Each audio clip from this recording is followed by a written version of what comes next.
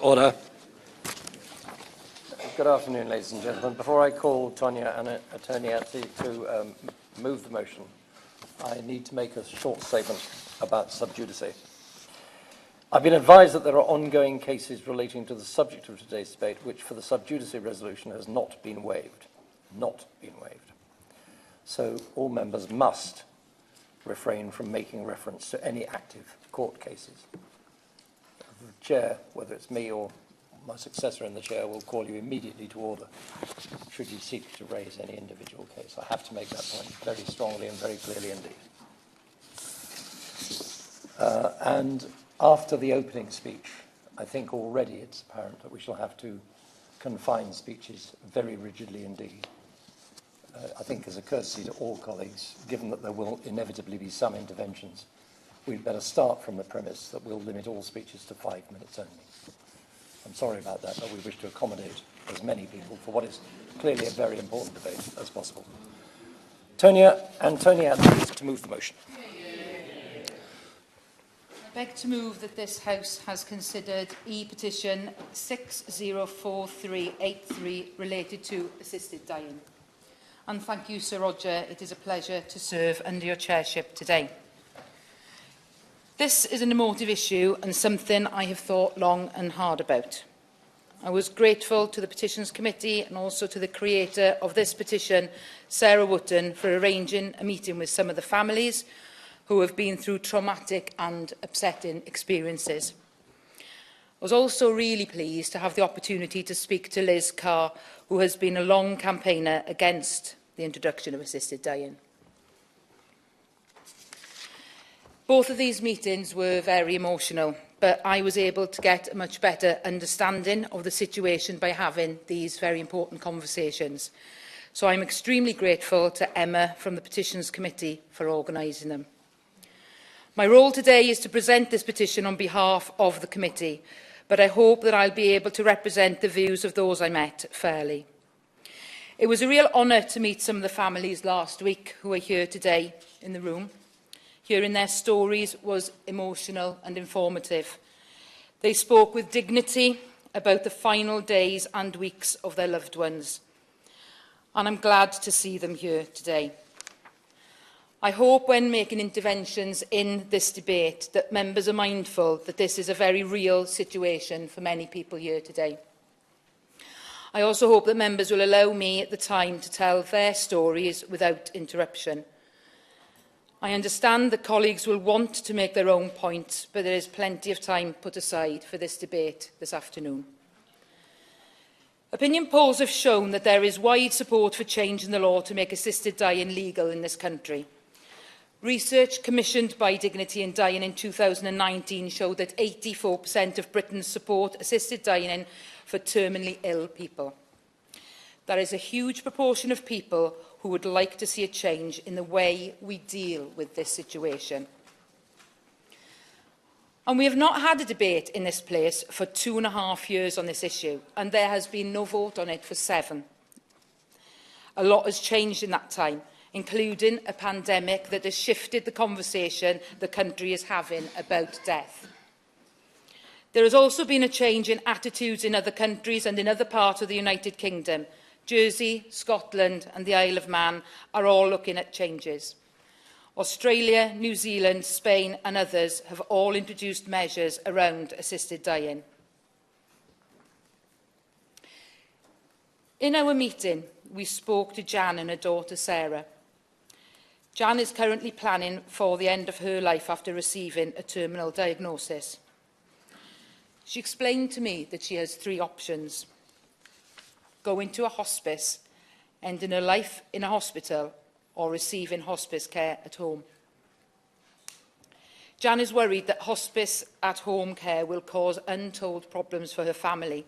Not only will it mean that her loved ones are largely responsible for her care in her final days, but there is also the long-term effects of her dying at home and the trauma that that will cause. In terms of hospice care, Jan is worried that it won't be appropriate and there will be limits on the number of people that will be able to visit her at the end of her life. Again, Jan said that it would not be a good place for her to die. All she wants is a choice, a peaceful end surrounded by those that she loves. With no other viable option, Jan has signed up to Dignitas, so that when it comes, she has the choice about her end of life. But this in itself causes problems, as she would probably have to do this before she is ready to, and she needs to travel independently. Jan and her daughter both spoke of the anxiety that this has been causing them and their loved ones, the worry and the anguish that this decision causes for many families was a theme through all the stories that I heard. I also spoke to Carol, whose sister Alison died just over a year ago. Alison had head and neck cancer. She was only 63 years old. Her sister went through lots of treatment, radiotherapy, chemotherapy, and was given lots of opiates to deal with the pain. Alison was persuaded to go to a hospice for the end-of-life care that she needed, but only after her pain and her anxiety became unmanageable. At the hospice, Carol noticed that the care Alison was receiving was governed by strict protocols that were not appropriate to Alison's needs. And as a retired doctor, Carol thought that she would be able to advocate for her sister well, but this didn't turn out to be the case. Alison saw 8 different doctors in 2 months while she was at the hospice. She was given different information by different people. There were agency staff who weren't sufficiently trained in palliative care to look after Alison as well as they could. Protocols dictated that pain relief medication could only be increased by 25% in every 24 hours. But Alison had built up a tolerance to opiates over the course of her illness and was in an incredible amount of pain. All of these culminated in what Carol described as a horrible death which left everybody traumatised. Alison's husband and children, and Carol too. Alison's family stayed with her 24 hours a day in the last couple of weeks because she was so anxious about the lack of medicine. I also met Gareth. Gareth's dad had prostate cancer. He lived for 10 years on hormone treatment. And when he was given his diagnosis, Gareth's dad, a military man who'd always had guns, said, "Oh, I'll just shoot myself." No one thought he was serious, but Gareth said that this gave him an element of control. As his illness got worse, Gareth said it was like his dad was dying in front of our eyes. He had no quality of life. And finally, Gareth's dad said he was ready to go into a hospice, but this didn't seem to be his intention. One day, Gareth's dad rang him to say he couldn't deal with another night like the last one, and I'm off to shoot myself. See ya. Gareth immediately rang his dad back, but his dad didn't speak. Gareth rang the police. He spoke to his sister, who lived close by, and she rushed to her dad's house. Gareth's sister went in, hoping she would be in time to stop her dad, but he had already shot himself in the head. This same sister's husband was also at the time terminally ill with brain cancer. She and her daughters then had to watch her husband die at home after he stopped all of his medication. This took a week. Gareth's sister now suffers from PTSD, and his nieces are all also traumatised by this experience. Gareth wants people to be more open in their conversations about death. Speaking about death and not being afraid to discuss it can only lead to better decisions for everyone.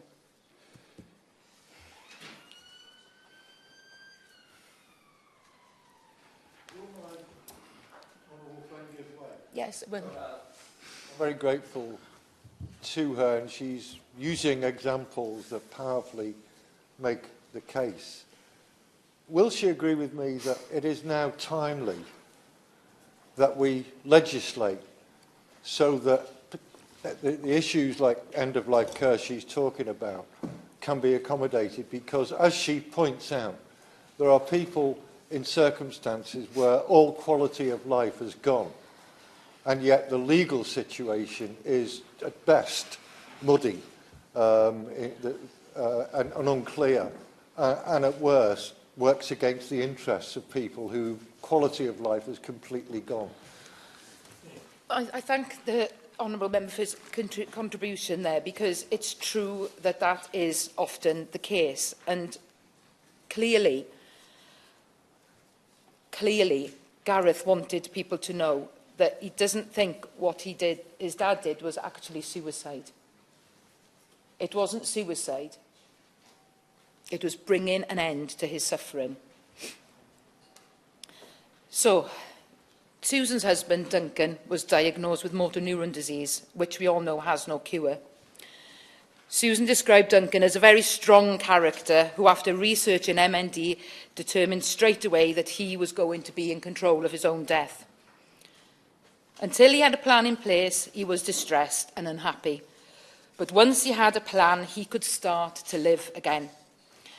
3 years after his diagnosis, he took his own life at home with help from Susan. He left information for the police about how and why he had done it. His intention had been to do this when Susan wasn't at home, but Susan said that after 42 years of a very happy marriage, she could not be there for him at the end. And despite the information that Duncan left, it was 6 months before the CPS deemed that it was not within the public interest to prosecute Susan.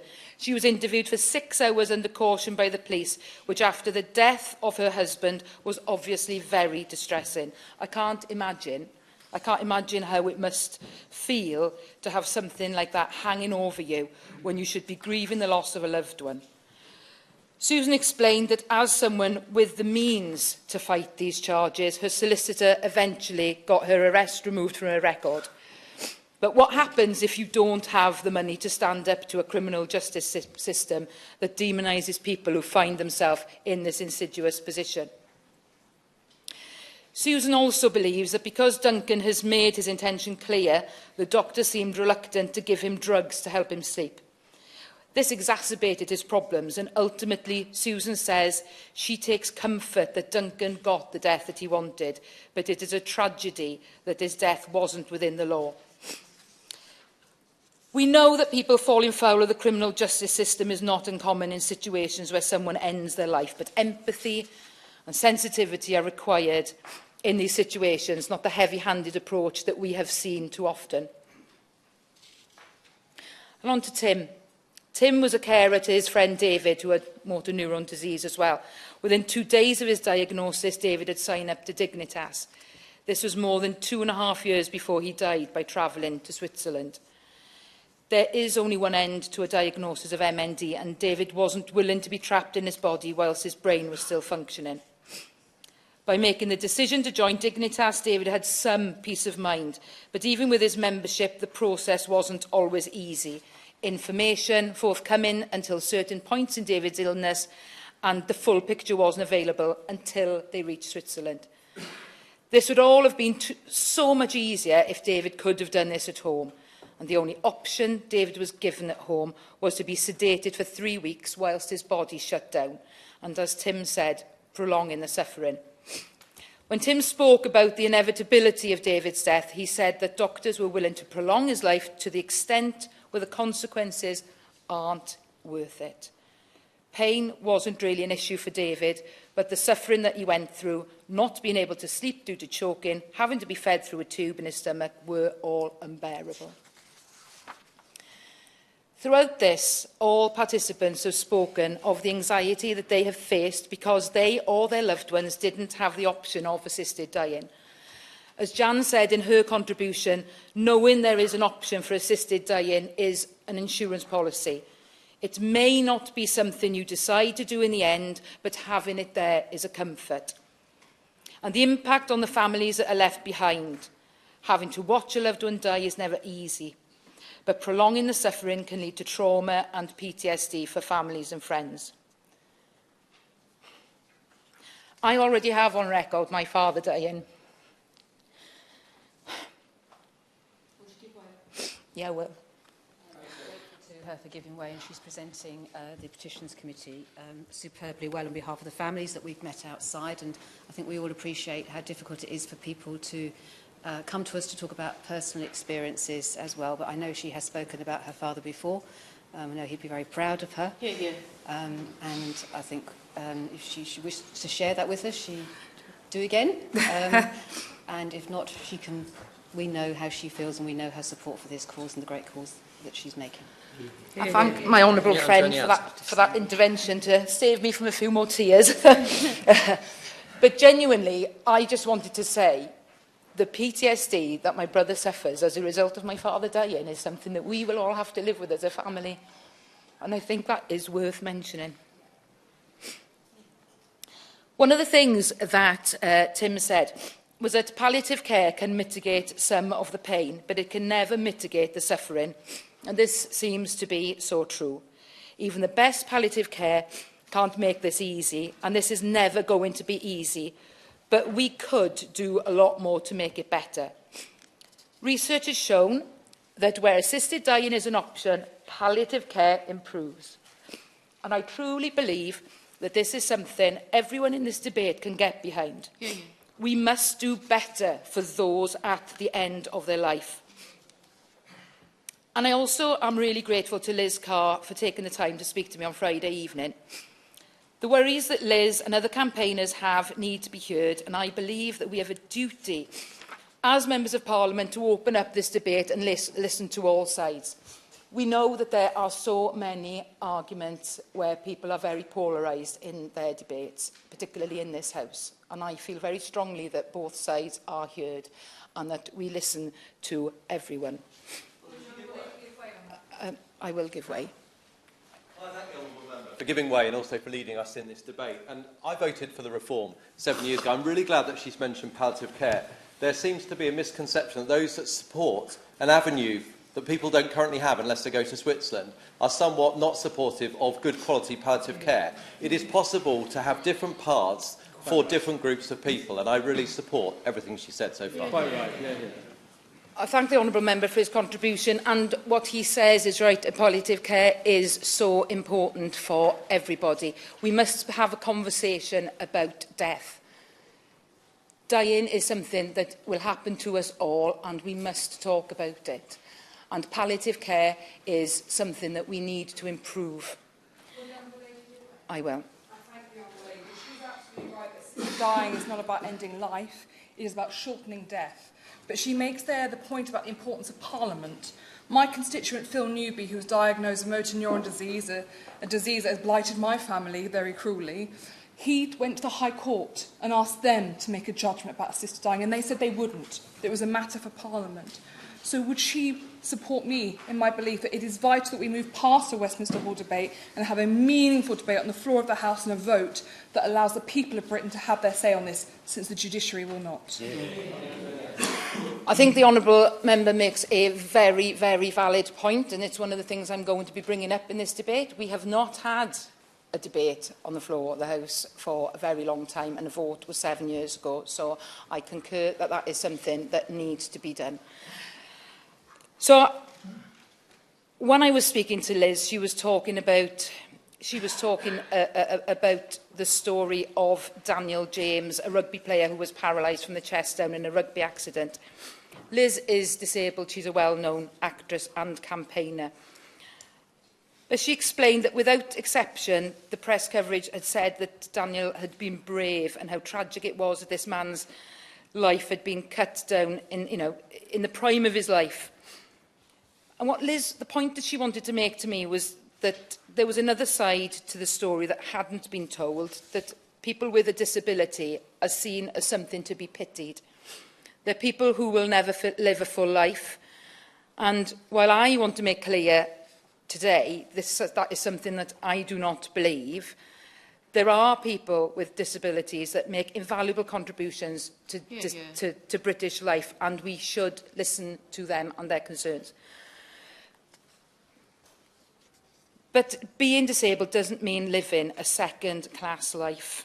And I can't even begin to understand how being considered like that would make somebody feel.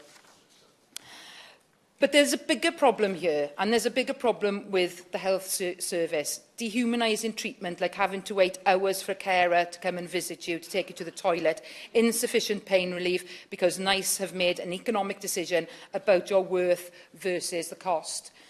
And that is what we had as a family. I've experienced that. But Liz also raised concerns about trust in the healthcare system, because she said the NHS has both saved my life and destroyed my life. And if we want to have a grown-up conversation about death, we need to see an absolute commitment to properly fund end-of-life care and hospices. There will be those on the government side who stand up today and say that they are campaigning for dying well. Now, if that's the case, you are in a position to make that happen. So please do. The palliative care system has been underfunded. Yep. Please don't try and say about dying well when you can do something about it. And as Liz said, it's outrageous that hospices are mainly charity funded. If we want people to be able to die well, let's fund palliative care, let's give people options and make everyone feel valued about the end of life. One of the words I haven't used yet in this speech is autonomy, and deliberately so because I had it explained to me in a way I'd never really considered previously. I've always been a great believer in it's my body, I'll do what I want with it, thank you very much. But she said that disabled people can embody most of what people are afraid of, a lack of autonomy and a loss of dignity. And I understand, I think it's understandable that this frightens many disabled people, because when you think society doesn't value you or considers you a burden, you must fear that society will find a way to rid themselves of that burden. So, I'd like to say thank you to everybody that's spoken to me. It is amazing to see so many people in Westminster Hall, and it's packed with people who care about their death and the deaths of their loved ones, however they wish it to end. This petition is very, very important. It's important to me and to many others. I would like to say that we need a calm and clear conversation about this, and I would like to propose to the Minister that he finds a way that the Select Committee would find an inquiry into this. Yeah. I'd like to ask the Minister if he will take the time to meet some of the campaigners who took the time to speak with me, because their voices are to be heard. And the least that we can do is to hear their voices, make informed choices about where we go from here. But most importantly, it is for parliamentarians to debate and discuss future opportunities and legislation. In conclusion, I'd like to thank everyone. I understand the strength of feeling this evokes, and I look forward to listening to a meaningful discussion this afternoon. Thank you, Chair. Yeah. The question is that this House has considered E-petition 604383 relating to assisted dying. I've seen you all. Please. May I invite any members who are standing who haven't taken a seat to come and take a seat if you wish to do so, please. We don't stand on ceremony on an occasion like this. You may well want to sit. Andrew Mitchell. Thank you, Sir Roger. I draw the House's attention to my interests and the fact that, along with the Honourable Lady from Bristol South, I am the co-chair of the all-party group on dignity in dying. Sir Roger, I speak today as a convert to the campaign for the legalisation of assisted dying. My own mind has been changed on this over the years, principally as a result of the number of constituents I've spoken to who have faced terrible suffering at the end of life, or who have witnessed their loved ones dying in painful and undignified circumstances. I want this change for my constituents, I'd want it for myself, and I want it for those whom I love. Last Friday, in the Royal Town, I met my constituent Lynn Ellis from Wild Green, whose husband died from prostate cancer. During COVID, he was told he had 3 to 6 months to live, and he died not very long after. And this is what Lynn told me, and I quote her: "Until you've been through something like this, you don't realise how hollow the argument is that there is a palliative answer. As John died, he shrank to nothing, he couldn't eat, he was in pain, suicidal. I felt we'd been cheated. What could be a better way to go than a glass of champagne and saying goodbye to each other? Those last few weeks of his life were incredibly painful. He shut down, he wouldn't speak, and we'd always had such a close and loving relationship. I feel the state let me down. A good and decent country would not have put us through this." Now, Sir Roger, we in the Commons have not been asked to vote on assisted dying for almost 7 years. A great deal has changed in that time. California, Colorado, New Jersey, Maine, and even the District of Columbia have legislated for choice at the end of life. Every state in Australia has passed laws on assisted dying in just the last 5 years. New Zealand, too, legislated on assisted dying following a referendum that received 66% support for the proposal. Other jurisdictions have gone further than the proposals that I support, including in Canada and Spain. Changes on the cards, too, in Italy, Portugal, and even Ireland. There are proposals under consideration in Scotland, Jersey, and the Isle of Man that could be voted on before the end of next year. Our hospice and end-of-life care in this country is superb, but nobody, not even the most ardent defenders of the palliative provisions in place, can claim that every person who dies in their care does so without pain, in peace, and with dignity. For those facing even the prospect of a traumatic death, knowing the option of choosing the moment and manner of their end would offer so much reassurance. Right now we know that some people with terminal illnesses feel they have no other option but to avoid than to take their own lives into their own hands. They do so privately and alone, so as not to incriminate their loved ones, often in violent and distressing ways. The Office of National Statistics published data in April demonstrating that those with severe health conditions are twice as likely to end their own lives as those without. Estimates would suggest that every week between 6 and 12 people with terminal illnesses choose to die in this way. We have evidence, Sir Roger, of the harm caused by our existing laws and growing evidence of the reforms we could adopt from overseas. New polling from YouGov shows that 3/4 of the British public support an inquiry into assisted dying, including 80% of Conservative voters, 77% of Labour voters, 80% of those who voted Remain, 79% of those who voted Leave. It is refreshing to find unity in our politics at the moment, and it is clear from every opinion poll on this subject that assisted dying is a unifying issue for people across the country. Sir Roger, I understand that the Health Select Committee, the Health and Social Select Committee, is considering conducting an inquiry into this subject, including looking at the experience overseas of countries ahead of us on this. I very much hope that they will, and that that will inform the government's and the House's thinking. In closing, I would like to ask my honourable friend, the Minister, if he could, in his answer to this debate, first acknowledge the enormous changes that have taken place both internationally and within UK jurisdictions in the past couple of years. We cannot continue to let the suffering of dying people continue unanswered. It is time for dignity, time for compassion, and time for choice at the end of life. Aaron Smith.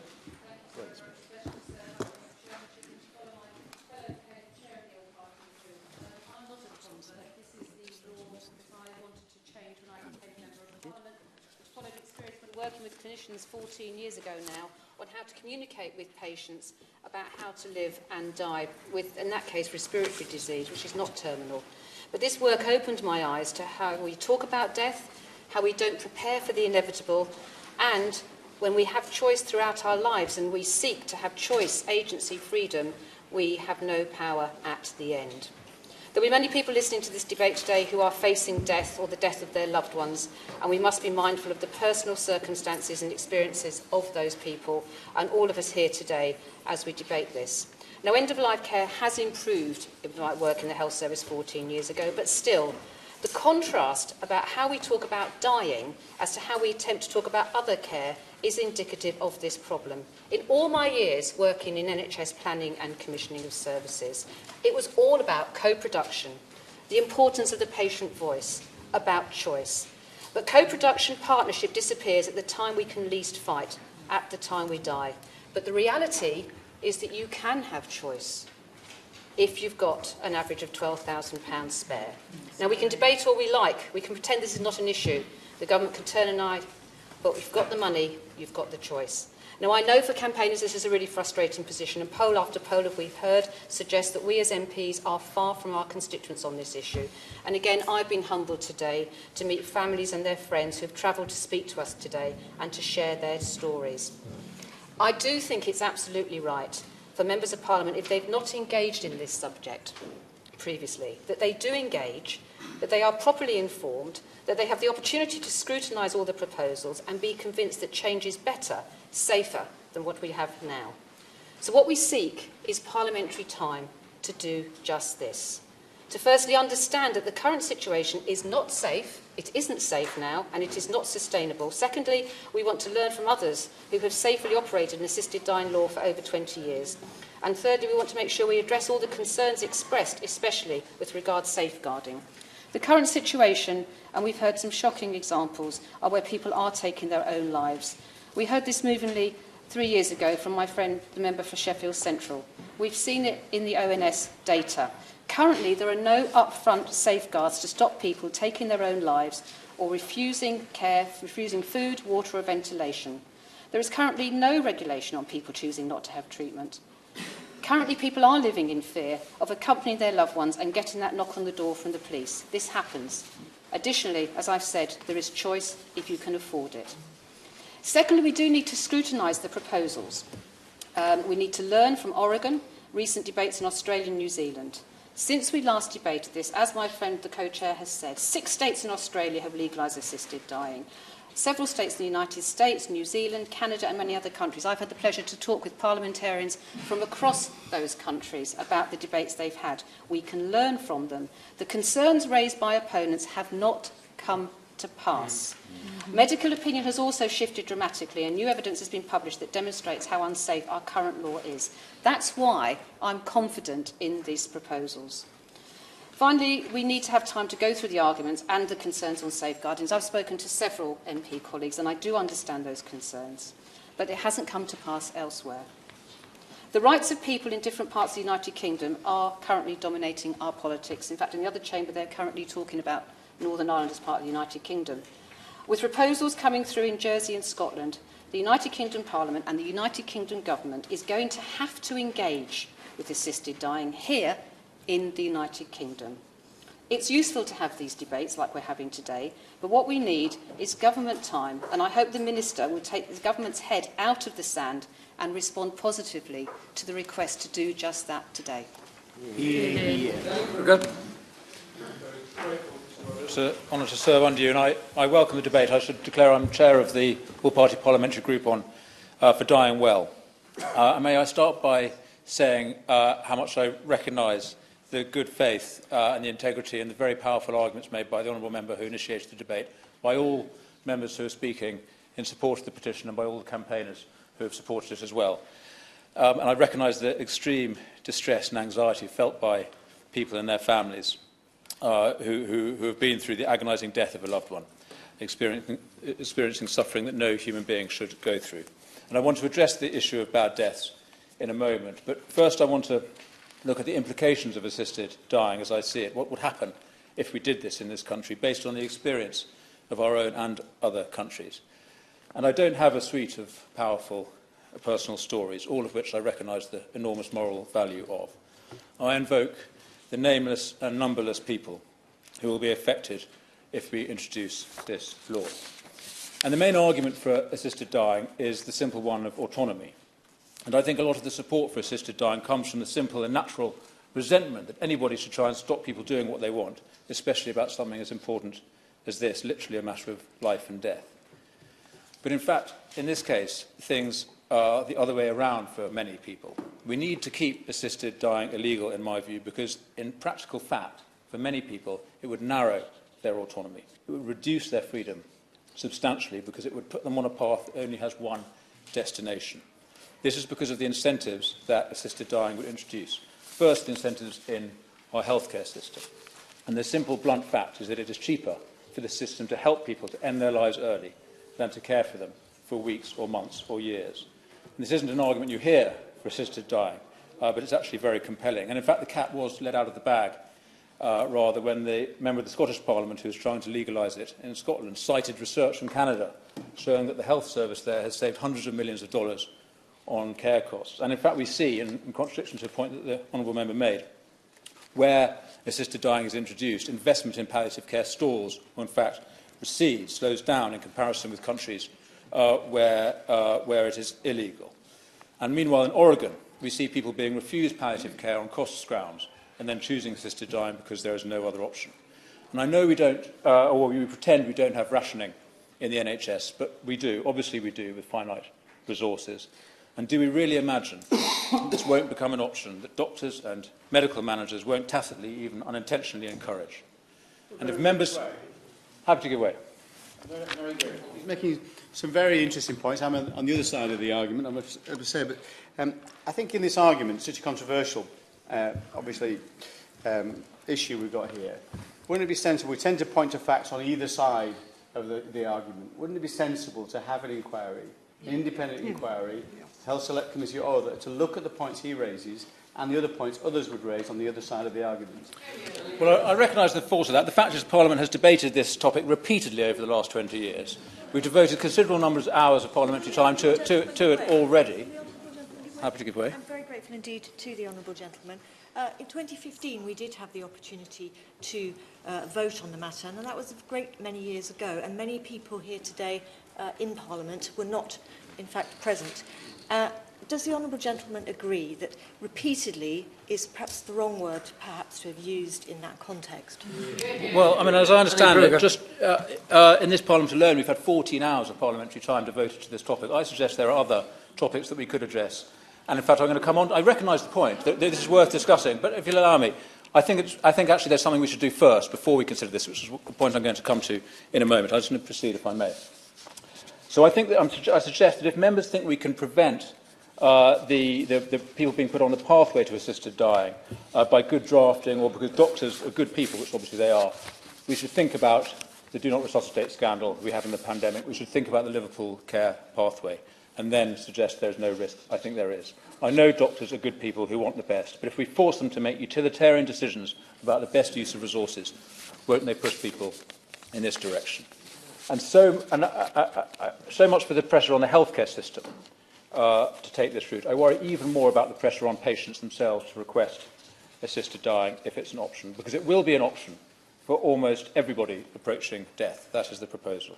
Clinical guidelines for many terminal or chronic illnesses will likely require doctors to ask patients whether they would wish to have assistance in taking their own lives at an early stage of planning treatment. What a question to ask. But whatever the guidelines, every family will be required to have the conversation in whispers or quite openly. And in some families, we know how that conversation could all too likely go. Over half the people in other countries where assisted dying is legal choose it because they feel they are a burden to their families. Tragically, a lot also say that they are lonely. Isn't this terrible? People getting the state to help to kill them because they don't want to be a burden on a family that never visits them. Talk to any hospice manager about relatives and they will quietly confirm it. There are a lot of people who want granny or grandpa to hurry up and die. Happy to give way. Thank you very much. I thank the honourable member for giving way, and he is making a number of points, and I am, like the other honourable member, on the other side. But is it not the case that many of these people who are being characterised as wanting granny or grandpa to hurry up and die are in fact simply wanting their pain to end and want a compassionate way to bring that to an end? Rather, they don't want them to die. Wanting them to die is the furthest thing from their mind. But they're going to have to die, and they want to make it a better death. Thank you. I really do thank the honourable lady for that intervention. She's absolutely right. And thank you. I do thank her for allowing me to make abundantly clear what I hope I'd made clear earlier, that I recognise the enormous power of this campaign, and I recognise how many people this is exactly what they want, for the best of intentions. The overwhelming majority, I'm sure, of the people who are campaigning for this, certainly all the people who are campaigning for this, and the overwhelming majority of people who would imagine that they would make use of this law do it for the absolute best of intentions. And please, can we not have deliberate misunderstanding of points that I'm making? I represent a lot of people who think this way, and I'm making this point in all sincerity. And I do challenge members, many of whom must visit their hospices, and know what is acknowledged about the fact of elder abuse. We have a tragically rising epidemic of elder abuse in this country. Half of elderly people who are victims of financial crime are victimised by their own adult children. And it's not just the elderly we need to be concerned about. It is no surprise that no disabled organisation supports this proposal. It is the most vulnerable people, the people who by definition rely on the support of other people, their families and professionals. They are the people most at risk from assisted dying laws being misapplied, which I fear is what would happen. Suddenly, every controlling and coercive relative, every avaricious carer, or neighbour, every overstretched or under-resourced doctor or hospital manager would have the means to cut their costs. And I don't believe it's possible to design out the risks. I'm very grateful to my friend who I expected is making a compelling case. The truth is, we've heard a lot about quality of life, but who are we to judge what a quality life really is? Is someone who's profoundly disabled without quality? Is someone who is with profound learning difficulties without quality? Why do we have to assume that the only lives that are worth living are lives that are perfect or of high quality in the eyes of others?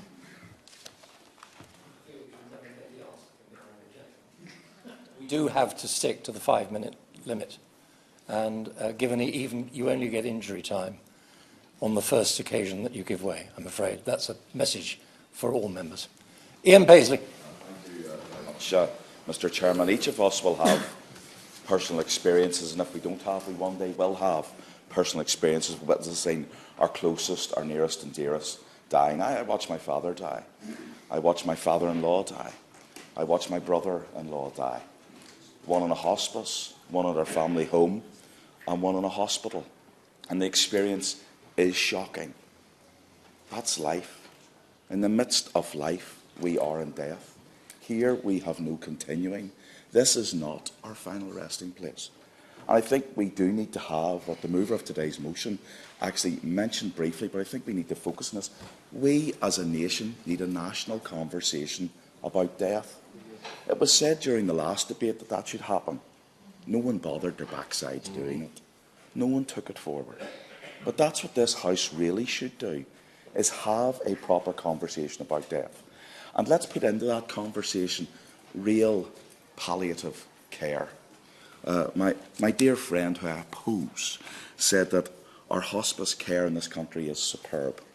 And indeed, there is an element of it trying to be superb. But let's be clear about it, Mr. Chairman. Our palliative care system in the United Kingdom and our hospice care system in the United Kingdom is struggling. It does not have the resources it requires. Hence why we have this, let's give hope to someone in a different way. Let's try and find out a way of ending pain. You know, when we were faced with the coronavirus, what did our government do? Did it give up hope? Or did it put massive resources into funding a way to find a vaccine? And what did that vaccine do? It gave hope. When our country was struggling with the AIDS epidemic, did we give up hope? Did we say that's a life sentence, tough luck? No. We put money and resources into medication and medicines, which now ensure that it is not a life sentence. What more can we do if this government, and with our help, we demand resources into cancer care and cancer research, demand resources into uncurable diseases and care, and put more and more resources into palliative care? If we do that, we will achieve so much more. And we will do one thing as a parliament. We will give hope to people. Where today, I'm afraid, we're giving hopelessness to some and saying this is the only way out. We can't do anything more. We can do more. We can if we find the courage to do more. And I appeal to the Minister, if there is going to be a national debate and a national conversation about death and about dying, we make sure that is also a conversation about palliative care, about faith, about spiritualism, about all of the things that we really need to have that conversation about. Because if we do that, if we have that conversation, I think we will find that we can give people hope. And I will give way to my honourable friend. I'm most grateful to my honourable friend. Can I just, I hope, nail this point about palliative care? Both sides of this debate are strongly in favour of increasing palliative care. And will he accept that in all the jurisdictions where they have gone down the route that I and many of my colleagues propose, they have also prioritised palliative care and increased spending on it? I am not, I don't think I can be accused of this, I am not for one moment saying those who are looking at assisted dying do not care about palliative care. I don't think anyone is. Are we really that heartless? But I think we have to give hope to people and say we need to turn this debate around into a debate about palliative care and about helping people when they're at their lowest. And it is a fact that our health service is struggling. It is a fact that our cancer waiting lists are the worst in Western Europe. It is a fact that we need to do much more when it comes to giving care and research into rare and unique diseases, so that people can find a way out.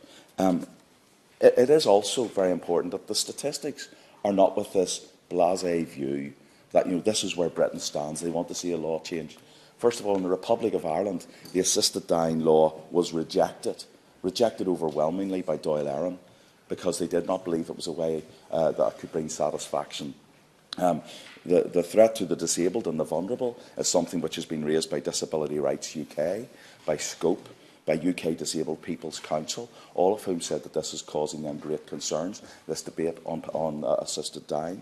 The British Medical Association, the Royal College of GPs, the Royal College of Surgeons, the Royal College of Physicians do not support moves towards assisted dying, Mr. Chairman. And I think there's been some... my colleague touched... I don't have injury time. My colleague touched upon the issue of Oregon. It's not a debate that's widely discussed. And we should get into that within a period of 10 years we can see times 15 the number of people wanting to explore and use assisted suicide. There's something seriously wrong when that's where this debate takes people. Mr. Chairman, I think we need to focus on things that will give people hope, that will give people the opportunity to find a better way. When we walked into this room today, we walked under a portrait of Moses. And that portrait carried with it a biblical and indeed a faith inspiration that we can make good laws. We can make the best laws. Changing the law on this would be the wrong choice. And if it ever comes to debate on the floor of the House, I will vote against it. Peter Bottomley. The honourable member who introduced the debate. I'm not going to go through my list of family, friends, constituents whose deaths I've been present at or just shortly before the death. We can all do that, and we can all do it with sincerity. And I'm aware that my parents agreed to my brother's life being ended after an accident when he couldn't live.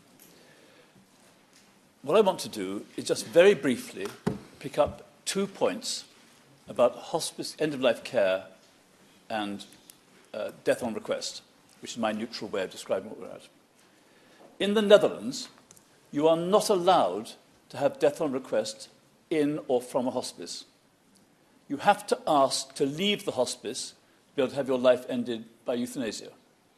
And incidentally, the Dutch do distinguish between euthanasia and assisted suicide, and nearly all are euthanasia, they're not assisted suicide. The proportion of people, the numbers of people in Dutch hospices who ask to leave so their life can be ended is very, very low. It is less than 1 in 50. Second thing I want to do is, having heard people say that people often commit suicide because they want their life to end and they can't find another legal way of doing it.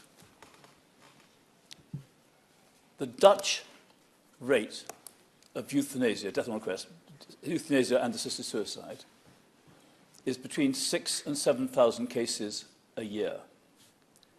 The Netherlands have a population of about 17 million. If we translated their numbers to this country, we would have well over 25,000 people a year.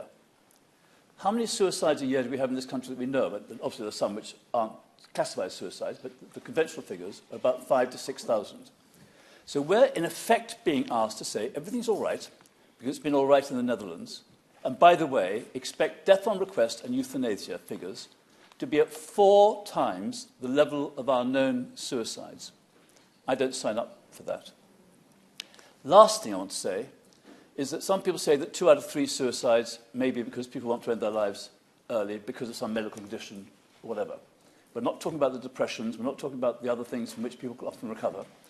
And I just put on record that for every person who successfully commits suicide, there are probably 20 people who may have tried one way or another. If we seriously want to believe that bringing in legal euthanasia or assisted suicide, death on request, will drop the suicide rate, look at the Dutch. The Dutch suicide rate, while their numbers of assisted deaths have gone up significantly, their law was brought in, the Act was passed in 2001, it was enacted in 2002. From 2003-04 onwards, there's been a pretty consistent rise in the number of suicides in the Netherlands. The idea that changing the law will drop the suicide rate, the idea that changing the law as a substitute for effective end-of-life care is, I believe, wrong. And the more often we debate this in the House of Commons, the better, as far as I'm concerned. I'm willing to acknowledge some points that people make. But most of my friends, not all, who had motor neuron disease didn't ask for death on request. Most of the people who told me in advance they're going to end their lives if they had a last stage of terminal condition didn't end their lives. I think we ought to be far more careful about the way we debate this. It's not a one-sided debate.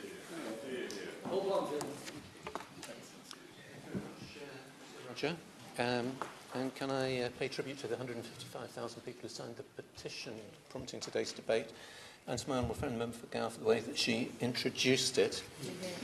It's an extraordinary coincidence, but today is the 11th anniversary of my father's death. More extraordinary because the last time the Commons debated assisted dying on the floor of the House was the 8th anniversary of his death. Like an estimated 300 people in the UK every year, he took his life after a terminal diagnosis.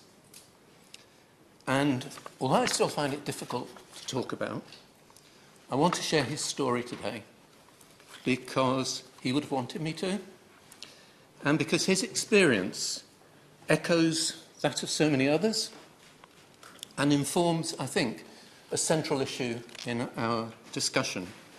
Because inevitably, the debate on providing choice at the end of life often focuses on the impact of the change that's being proposed. But I think we should start from a different place by looking at the existing law and recognising the pain it causes and the way it forces so many into desperate and premature deaths. 11 years ago today, it's also a Monday, okay, I got a phone call here that he'd been found dead in his garage. I'd spoken to him the previous night on the phone as I walked through St James's Park. Ordinary conversation that gave me no inkling of his plan. But later, he obviously tidied up his belongings, left some small piles of money to settle bills with the newsagent and one or two others, and he wrote some final notes. He then walked to the garage, connected a hose pipe from his car exhaust into the car, took an overdose, and switched on the engine. I was shocked and clearly still struggle with it, but I shouldn't have been surprised, because he had always believed that the law should be changed to allow assisted dying. And let's be clear, and we should be very clear about the terms we use. My dad wasn't suicidal. He loved life. He was 87. But at that age, he had inevitably watched many of his friends go. Often miserably, horrific deaths. He talked with me about their last days, and he'd always been clear that he would rather end things than face a lingering and degrading death. But I still wasn't expecting it. He was somebody who'd made the most of life. He had a tough East End upbringing, became an RAF pilot during the war, and built a successful business career. He'd had his share of health problems, but he faced them all positively, until a terminal diagnosis of inoperable lung cancer clearly led to his decision to take his life. He couldn't talk to me about it or his partner because he would have made us complicit. The current law forced my father into a lonely decision and a lonely death. And he died prematurely because I'm sure that what drove him to end his life at that point was the fear that if he didn't act when he could and was still able to do so, he would lose the opportunity to act at all. Will he give way? Well, very powerful, grateful for him sharing that his story with us again. And what he exemplifies is the wider impact on the family. And families are loving places to be for most people. But the impact goes on for a number of years. But the inability to have those conversations with families is one of the things that I think he's highlighting for us today, that inhibits, the current law inhibits honest conversations in families to help a more supportive situation to go forward. And I think that's something we should all take with us this afternoon. I thank my humble friend for that intervention. She is absolutely right, and I appreciate the breathing space. As some people have said in this debate already, that we simply need to improve end-of-life care. We should, and I'd say to the Honourable Member for Devizes, contrary to his comments, that many of those states, for example in Australia, which have introduced assisted dying, have substantially increased the amount of money spent on palliative care at exactly the same time. So we should do that. But it wouldn't have changed my dad's decision. He supported our local hospice. I've raised funds for it. It does a great job. But no hospice can enable everybody to die with the dignity that they would want. Indeed, for my father, it was soon after his appointment with a palliative care nurse, where together they talked about his last months and how that would pan out, that he just took the decision to end his life. As my honourable friend said, or alluded to, if the law had made it possible, he could have shared his plans with us. And knowing that he could, with support, go at the time of his choosing, would have enabled him to stay longer. If the law had made it possible, he would have been able to say goodbye and go with his family around him, not in a carbon monoxide-filled garage.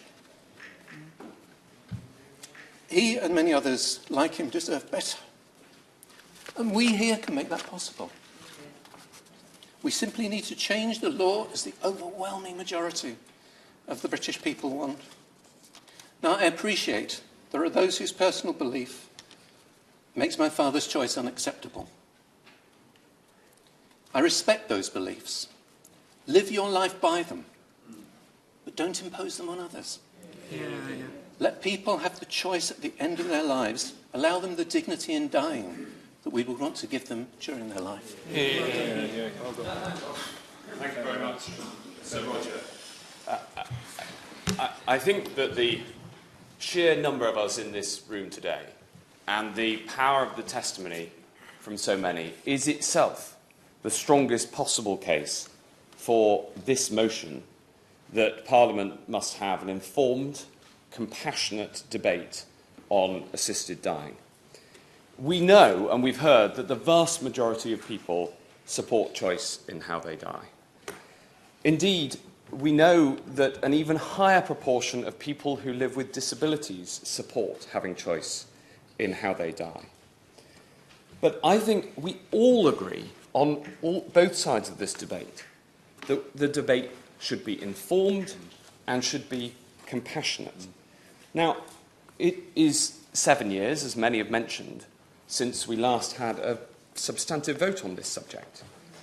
Since then, out of the 650 members of this Parliament, over 200 have changed. The composition of Parliament has changed. Many members have not had the opportunity to consider this question and express their view. It's not only that changes have been brought in other countries. The Royal College of Nursing has dropped its opposition to assisted dying. The British Medical Association has removed their opposition. And I can speak as a former health secretary to say that the medical movement as a whole is changing its view, and I think it's appropriate that we raise these questions in a votable manner on the floor of the House proper once again. A few personal reflections. As Health Secretary, I found this area of policy bereft of data. I found that there'd been a muddle in the way government thinks about it. Because this is a conscience vote, rightly so for parliamentarians, therefore, in government, the sense had been they had to step back from the debate as a whole. So I wrote to the Office for National Statistics and asked them to investigate this area as they do so brilliantly every other area of life. And that's why we now know that twice as many terminally ill people take their lives as people who do not have a terminal diagnosis. That is a striking fact.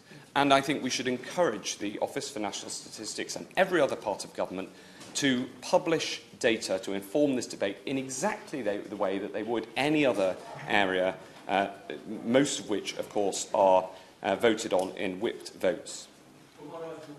Yes, of course. It's really good to hear and his experience. I know this is a very difficult debate, and having watched both my parents at 46, when I was 46, having lost both my parents and watched both of them pass away with dignity, I have to say.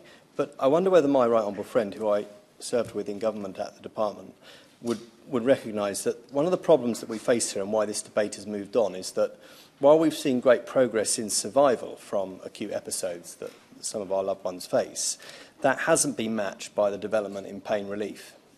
And I wonder whether that's why so many people, including myself, I have to say, who voted against the Maris Bill 7 years ago, are on a journey on this one and are listening intently today. Yes, I think there's a lot in that. As Health Secretary, I met people obviously on both sides of the argument. And I admire so much those who give palliative care. And I took the opportunity to put more funding into palliative care, although I also support the mixed model of funding of palliative care because I think that the funds raised through voluntary efforts and philanthropy are important. And I've raised money for my brilliant local hospice, St Nicholas Hospice in Bury St Edmunds too. But the truth is this: even the best palliative care in the world cannot stop the deep pain and trauma that comes with some diseases, especially but not only cancers, at the end of life. Medicine simply can't stop the pain in every case. And so, as Health Secretary, I also heard from supporters of change. And I just want to bring two examples briefly. One, Sir Paul Cosford, who my honourable friend will have worked with. The Medical Director of Public Health England gave enormous and great service during the pandemic. Everybody in this chamber will have heard him on Radio 4. What most people won't have known with is that he was living with cancer for the entirety of the pandemic, and the work from home provisions allowed him to keep serving right up until very shortly before his death. And a month before his death, he asked for some time with me, one-on-one, and he explained to me that he was nearing the end. As a doctor, he'd seen many, many patients go through what he was about to go through, and he did not want to go through that. And he said to me, the end, when it comes for me, will be brief, but for others, they don't have that choice. Now, he asked me this question, and I ask everybody in this chamber today, would you want the choice of how to die? Would you want that choice? As a local MP, I was honoured 6 weeks ago to meet David Minns, who has terminal myeloma. And he told me a heart-rending story that he has seen in the last few years his daughter die of a very painful cancer without successful pain mitigation, and he doesn't want to go through it. And he doesn't want to go to Switzerland. He's a proud, patriotic man. He could potentially live longer if he knew he could be assisted in his death, as we've heard from so many others. In the 9 countries that now allow assisted dying, they are highly specific in form. There are constraints, because there are reasonable arguments on the other side of this, on both sides of this argument. There are constraints in place. We can learn from the experience overseas.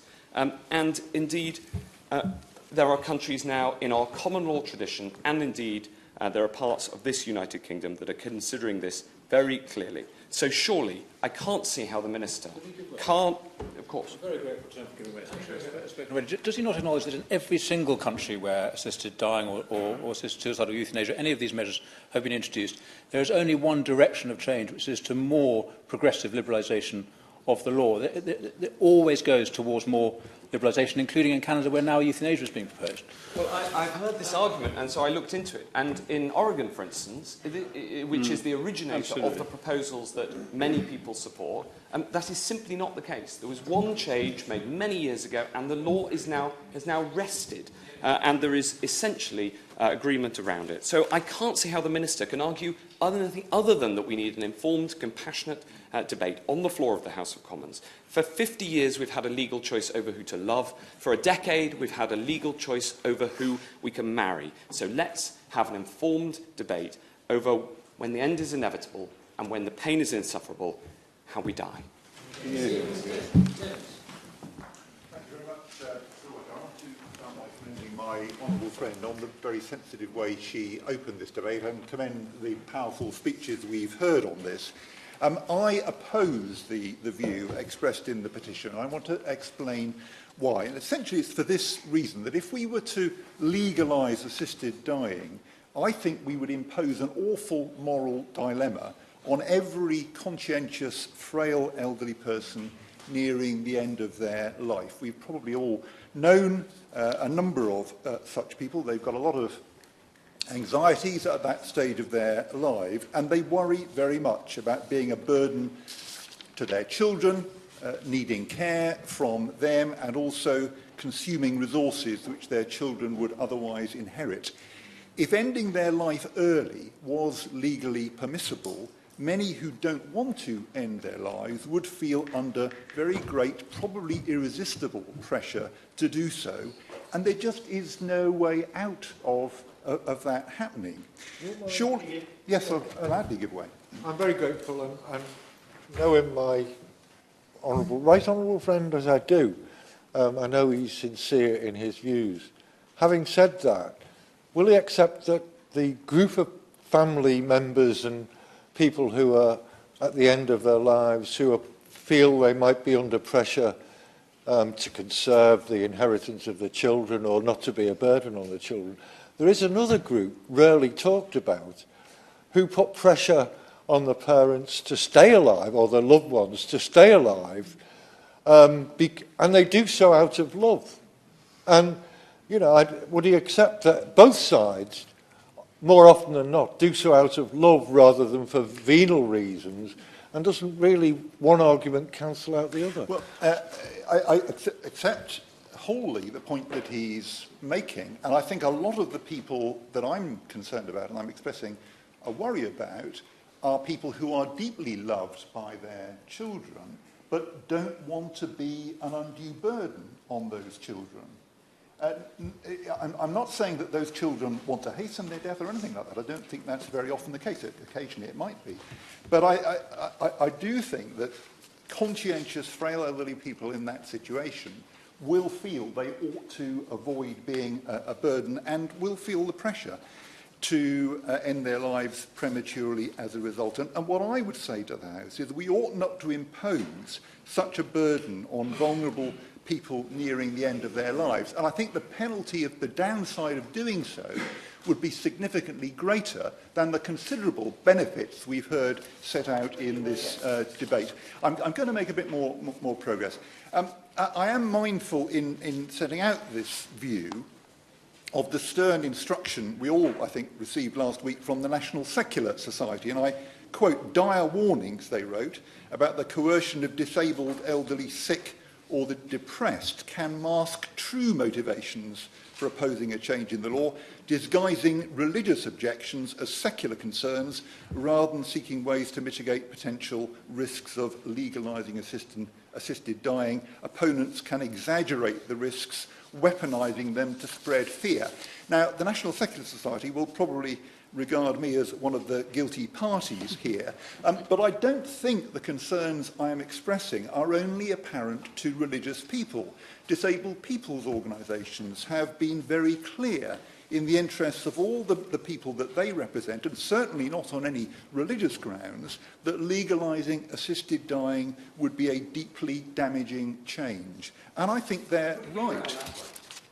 I will give way, yeah. I've heard that argument made a couple of times, and I respect the associations involved. But how would he reflect on the fact that, according to polls, 86% of people who live with a disability are in favour of a change, which is greater than the population as a whole? So I don't understand the point I haven't seen the polls that he's referring to, but I think it is the case that all the major organisations representing disabled people in the UK oppose this change in the interests of their members. Now, there are good and compassionate arguments, and we've heard a number of them, in favour of the change the petition is calling for. I don't agree with those arguments, but let's be clear, they are not the only arguments for this change. In some minds, they're clearly not the decisive arguments either. For some, and in some countries, as we've been told, where the change has been made, this is explicit, it is about saving the health service money. Now, my party introduced the National Health Service. It's our proudest achievement. It needs to be adequately funded. The fact that it isn't being adequately funded at the moment mustn't become an excuse for giving up and accepting that painful deaths are unavoidable. Instead, we need to invest, as everybody I think has agreed so far in this debate, invest in palliative care where there have been big advances and where there could be many more, and ensure that adequate care is provided to everybody who needs it. I agree with the organisation Care Not Killing that we want, and I quote, a funded policy for comprehensive hospice, community and hospital specialist palliative care services across the country, with a duty placed on NHS trusts to ensure these services are made available to all who need them. I visited my local children's hospice on Saturday. We've heard a number of members who've made such visits, and they had a fate to raise funds. They're struggling for cash. They shouldn't have, in my view, to do that. In place of fear was how Nye Bevan summed up what had been achieved in founding the NHS. Let's not give up now and decide we can no longer afford the relief from fear which he rightly, in my view, promised. I can't give way anymore, I don't think. We should renew our determination not to impose fear, not to impose an awful moral dilemma on frail and conscientious elderly people approaching the end of their lives, and instead insist on modern palliative care for those who need it and a properly funded health service which supports living.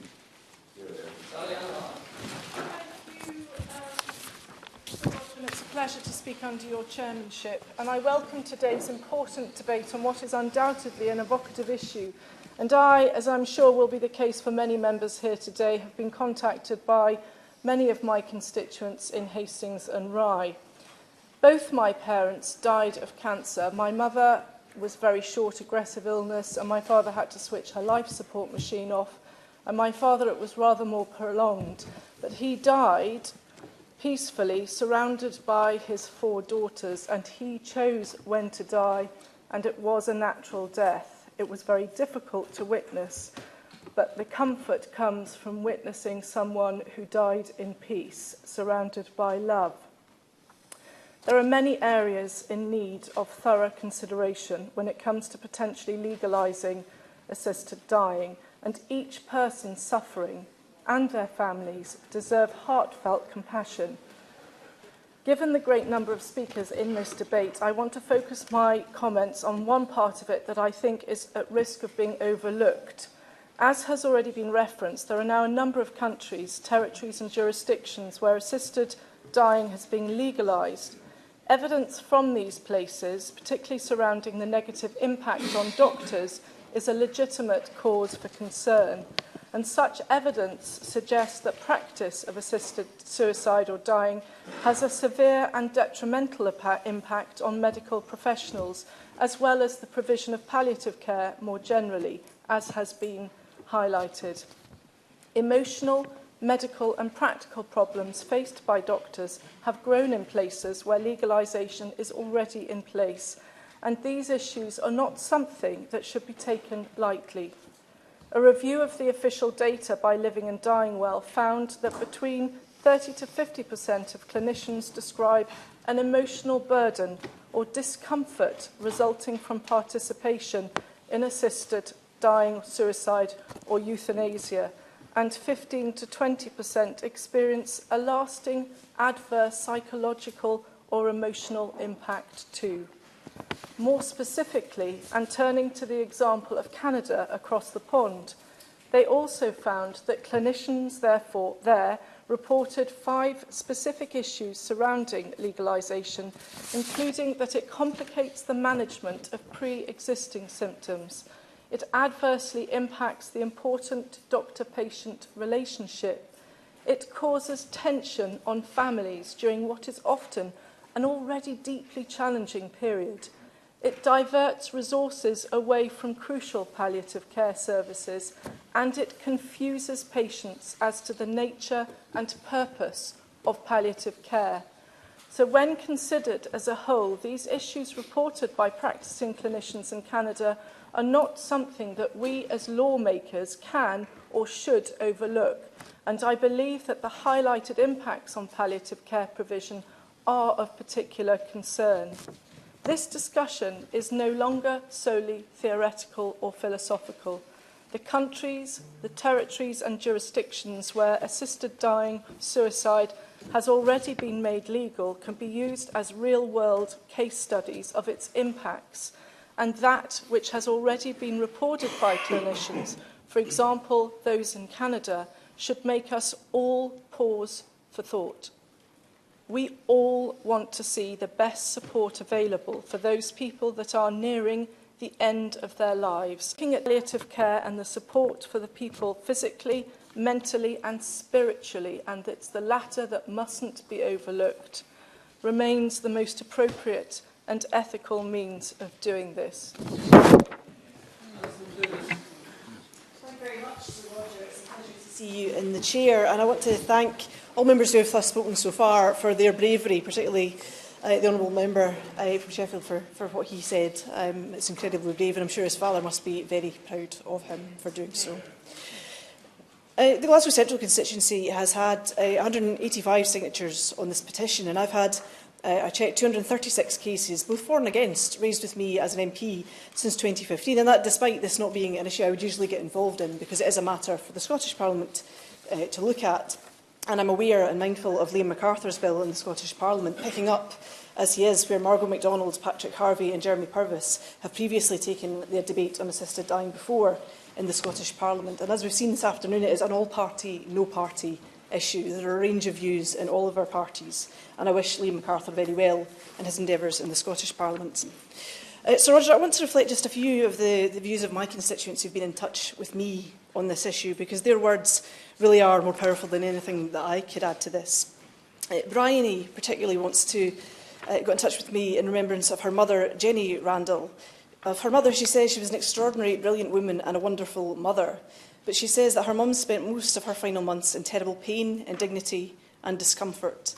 Bryony says that had assisted dying been legal in the UK, it would have provided her mother with immense comfort in her final weeks and would have enabled her to draw her suffering to a gentle and humane close sooner than was the case.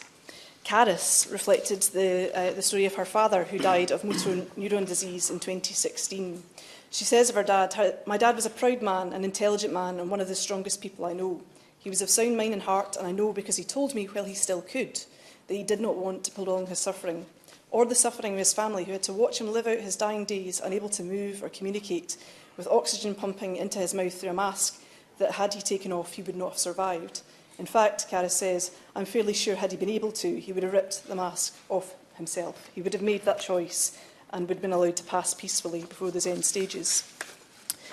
And Lillian has experienced herself of seeing a family member who wanted to die suffering from systemic heart failure.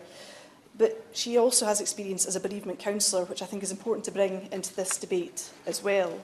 Because she says that as a bereavement counsellor for many years, she's spoken to many people who have struggled to deal with the end-of-life experiences of their loved ones who've died in pain, feeling the loss of all dignity and choice from the ending of their physical life. And she says that some of my counselling clients have been left suffering from trauma with flashbacks, having witnessed the horrendous and prolonged suffering of a loved one, and in some cases where the sufferer themselves has begged to die quickly. And we need to think as well about the burden that that clearly gives to other people, the people who carry on after their loved one has passed away. And we have a responsibility and a duty to them too in trying to find a good death. And I want to mention just the names of some of the people that get in touch with me, because I want them to know that I've read all of their emails and that they matter very, very deeply. So to Barbara, to Lynn, to Andrea, to Georgina, to Georgia, to Lynn, to Dave, to Archie, to Joe, Hugh, Naomi, Sean, Elizabeth, Lucy, Jane, David, Mary, Simone, Wendy, Edward, Gabriel, Charles, Anne, Ellen and Brenda. All of these people have very strong views, some very different views on where we get to with assisted dying.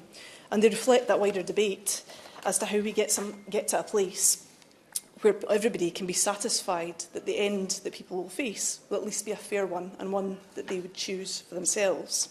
And I want to finish with the words of Joyce, because I think they are the most powerful. Assisted dying should be the right of every citizen facing a terminal illness. Of course, high-quality end-of-life care should also be the right of every citizen. However, it's foolish to imagine that every dying person can be made comfortable, and even if that were possible, all of us should have the option to end our lives at the time of our own choosing. This should be a choice for all of us, not to impose what we believe on other people, but to have a good death, a death that will leave us all with the memories that we remember of the people that we loved, not their suffering in the last and dying days. Thank you. So, Roger, my father's last 6 months were horrible, were frightful in my view. And yes, I did want him to die more quickly and to end it. But actually, he didn't. He wanted to come home. And I wouldn't change the law. The fact is, we've heard much about the polling. There's nothing new in the polling. Ever since we started polling on this question, there has been large majorities in favour of changing the law. There's nothing new in that phenomenon. But a poll is not an argument. The United Kingdom Palliative Care Association believes that the polling is driven by reports and the nature of our newspapers in reporting the awful deaths that some people experience without giving proper consideration to the advances in palliative care and the fact that many, many people with terminal illnesses die a peaceful death with their family around them. And it's not as if that case is presented fairly and equally. We've also been told that the medical profession is changing its view. The Royal College of Physicians changed its position from being against. And the voting was, I understand, 43% of its members voting to retain its opposition to the proposals, 31% wanting to support assisted dying, and only 25% wanting to adopt a neutral position. The Royal College is now in the absurd position of having adopted the position that was voted for by the fewest of its members. We've also heard about the impact on palliative care, and obviously there's a difference of views. But I've certainly sat in this palace when clinicians from Canada came and told us in terms that the palliative care budgets were being squeezed to provide for this new service of assisted dying. Now, if we move to it, we have to be clear of the implications both for the medical profession, the way it will change the nature of the medical profession when the doctor can bring death as well as life, but also the scale. Now, my honourable friend, the member for Worthing, touched on this. My figures are rather different from his. I understand that about 400 people per year take their own lives in this country as a consequence of a terminal diagnosis. In Holland, the figures for those who are having an assisted death by the medical profession is currently, I understand, at 21,000, taking account of the different size of population and all the rest. As many as 1 in 6 deaths may be accounted for in Holland by an assisted dying with the medical profession. Now, once you normalise that as a way of death, I think we are definitely dealing with the dangers that my honourable friend... of course, I give way. Just to look at the facts, I mean, clearly it would depend on how we drafted any legislation we brought forward. But the percentage he refers to in Oregon, I think he was talking about something like 16%. In Oregon, it's 0.7% of deaths are through assisted dying. So it depends on us. I was actually speaking about the Dutch, the Dutch figures, not Oregon. But it's quite right. My old friend is quite right about it depends on us. The last time I debated this, it was at Durham University earlier this year against the Baroness Meacher. And of course, she wanted to confine the debate very, very clearly and specifically to the terms that she'd set out in her bill, with all the provisions and the safeguards, and it has to be within 6 months of the end of the prognosis for the end of life and all the rest. But unfortunately, she was rather undermined by the seconder for her motion, who was a psychiatrist, and I understood represented an organisation called My Life, My Death. And there's no question about it. No, this was a service for all of us. At whatever stage of our life, our death, this service should be available to us. I think you are dealing, once you go down this road, once you have opened the door, this is a one-way street. And we've certainly seen that with the evidence from Canada. No, I think I've given away enough. And my honourable friend has had his say. The danger is that I accept entirely that people are put in a dreadful position if they have a terminal diagnosis and they have the capacity to end their lives, but of course they want to live a bit longer and are worried about the loss of that capacity to end their lives, putting others, their friends and relatives, in a very difficult position. But I think it's a mistake to believe that for every one of life's horrible dilemmas, there is a lever that we can pull that can make things better. And my fear is that we're actually going to make things so much worse for those people, elderly, infirm, who will feel under pressure to do the decent thing and not consume resources. Okay. Just before I call the next speaker, if we're going to get everyone in, I think I'm going to have to reduce the time limit to 4 minutes. And if we have interventions, well, we won't get everybody in. Sarah Green. It's a pleasure to serve under your chairmanship and to hear such powerful contributions today. In 2003, John Close, the brother of my constituent Leslie, became the 7th Briton to travel to the Dignitas Clinic for help to die. Leslie's with us this afternoon, and since she lost John, hundreds more have taken the same journey to Dignitas that he did. Sadly, the financial cost of making such a trip means that many terminally ill, mentally capable Britons who want it do not have access to what Leslie described to me as the gift of medically assisted dying. Too many of them take things into their own hands, often in far more distressing ways, as we've already heard this afternoon. It's clear that our country's current blanket ban on assisted dying is failing, and what it also does is create additional torment and suffering at an already painful time for those who've decided to die along with their loved ones.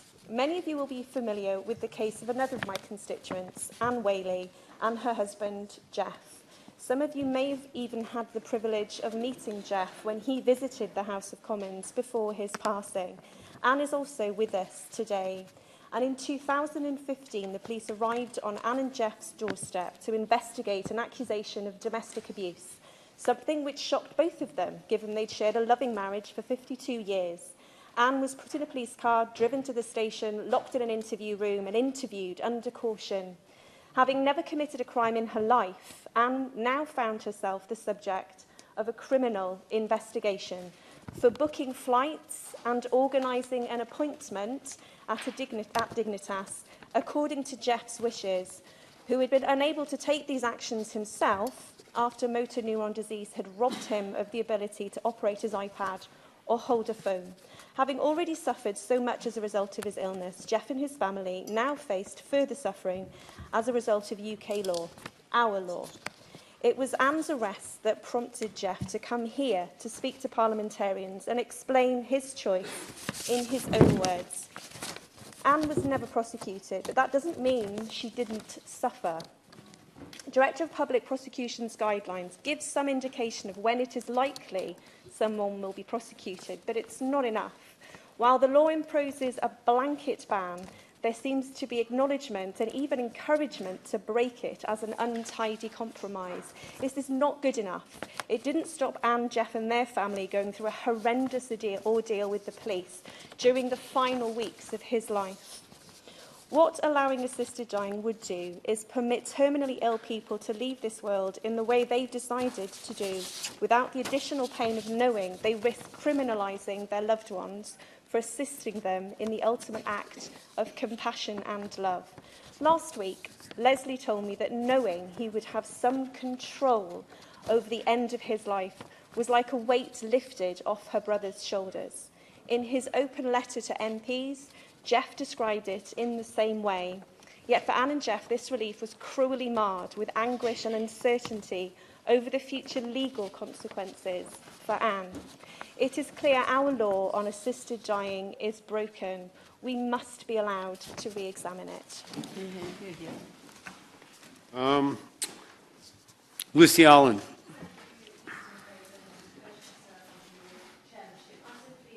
The opportunity today to debate this issue, and I'm grateful to every single one of the people that signed the petition. It's a healthy part of our democracy, because we do need to recognise the public feeling on this issue is strong, and people want us in Parliament to consider this issue, and it would be wrong to shut down debate, to pack it up as too difficult. We cannot ignore it, and we cannot simply look away. The courts have repeatedly reaffirmed when terminally ill people have taken their cases before them, as in the case of Shropshire resident Noel Conway, that it is a matter for Parliament, and we cannot shirk this responsibility. Assisted dying is happening, as we've heard today, whether it's the DPP exercising discretion after the event, or whether it's a compassionate doctor giving a little more morphine than maybe perhaps he should. People are travelling to Dignitas. So it is time for reform. It is time for legal clarity on this vital issue. Now, as a member of the Health Select Committee, I very much hope that we do have the opportunity to do an inquiry into this issue. So there must, in any event, be a full inquiry, and I beg the Minister to listen to that plea. And also for legislative time to be made available, because it's our role as legislators to find a solution to this, to allow the terminally ill the right to determine the manner of their own death, as well as providing the necessary safeguards for the vulnerable. And of course, as many people have said, improving palliative care for all of those at end of life. And it isn't for Parliament to deny someone at the end of life the option of a peaceful death. As parliamentarians, all of us, we all want to improve the lives of our constituents, and the prospect of a good death, a peaceful death, is something that improves lives, as we have heard today, of those facing a terminal illness. This debate needs to be about giving people that option, even if most terminally ill people never take up that option. It's the peace of mind that helps them face death. And I do deeply respect the religious views of others on all subjects, and it is their right to express their views and live out those views. However, in a liberal democracy, Mr McCabe, the religious views of some do not restrict the right and freedom of others, and so it is with this issue. Now, when we had the option of debating this in Parliament in 2015, it was done with great respect for differing views, and it has been disappointing to see that polarisation is creeping into this debate, and instead of debating the arguments, we're coming into seeing attacks on campaign groups and a determination to conflate the tragedy of suicide with the rights for the terminally ill to decide the manner of their death. So we must choose our words with care and have the humility to understand that those who disagree with us are not motivated by malign intent or somehow less virtuous. I want to end with the voice of my constituent, Sarah. My beloved husband, Steve, was diagnosed with motor neurone disease in 2011, and what a day that was. It was like a tsunami had hit us.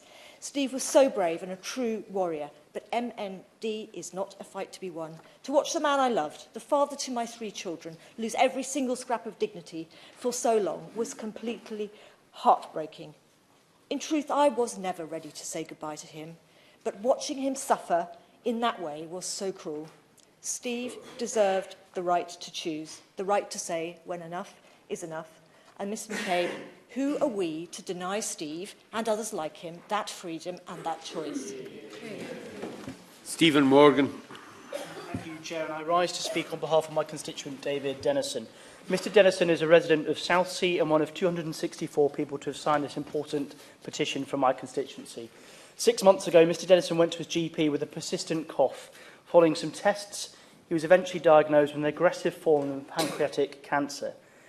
He's been given just 6 months to live. He was offered a Whipple procedure, which involves removing some of the pancreas, some of the small intestine, and the gallbladder and the bile duct. It's a complex, invasive, and provides only very slight improvement to his overall prognosis. At 77, Mr Dennison understandably doesn't want to endure this. Having discussed it with his family, Mr Dennison will instead accept his prognosis and will live out the rest of his life as comfortably as possible. Now, Chair, of course he doesn't want to die, but he knows he is and he wants control. So he's made a practical assessment of the options he has, but he knows his decline will sadly be steep between now and his passing. He will experience great pain, nausea, anxiety, agitation, and even confusion. He will also likely experience urinary and bowel problems.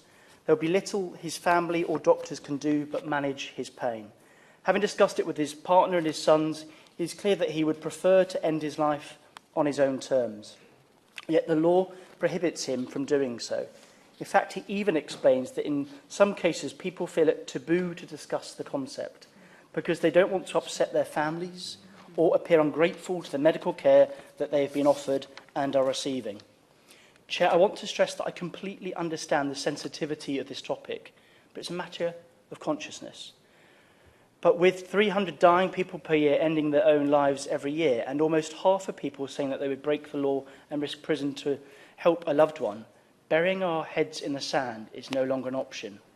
Mr Dennison would like legislation to allow for assisted dying for terminally ill, mentally competent adults like him.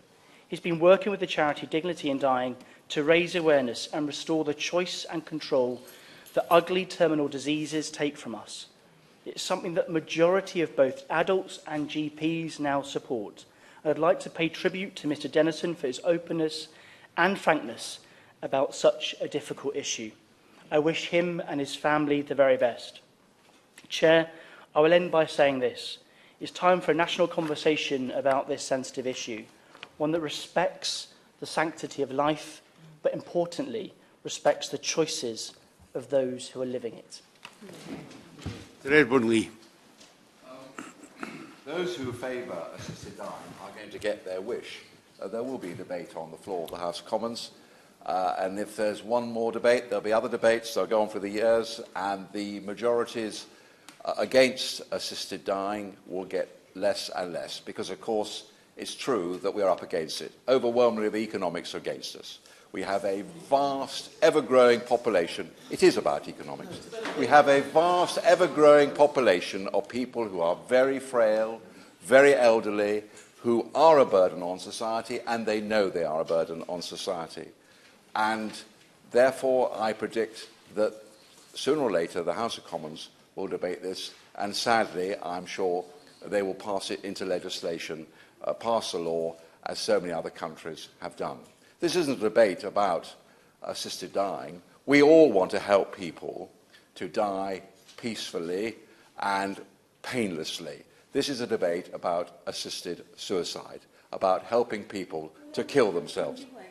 Well, I'll give you an answer.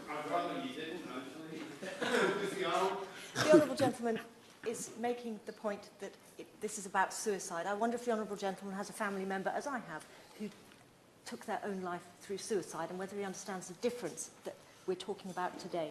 Yes, well, I haven't had a family member, but of course we've all encountered friends and relatives who have been under intolerable pressure, and we've all quoted examples, and I can quote examples as well. You see, I think simply take a very pro-life point of view, and it's not from my religious conviction or my belief that everybody is beautiful and wonderful, however small, however tiny in the womb, however old, however frail, however much of a burden, whether they're a convicted murderer or they're one of our military enemies. I take a pro-life view, and I think so much of the misery in the world in the last 100 years has been people have been but casual about taking life. And so many of the arguments that we hear in favour of assisted dying are based on very appalling and horrible cases, extreme cases. So many arguments are what we heard when we had the initial debates on abortion. You know, there's fetal abnormality, there's rape, all the other things, and then we have abortion on demand, and now we're going to get death on demand. That's what it's all about.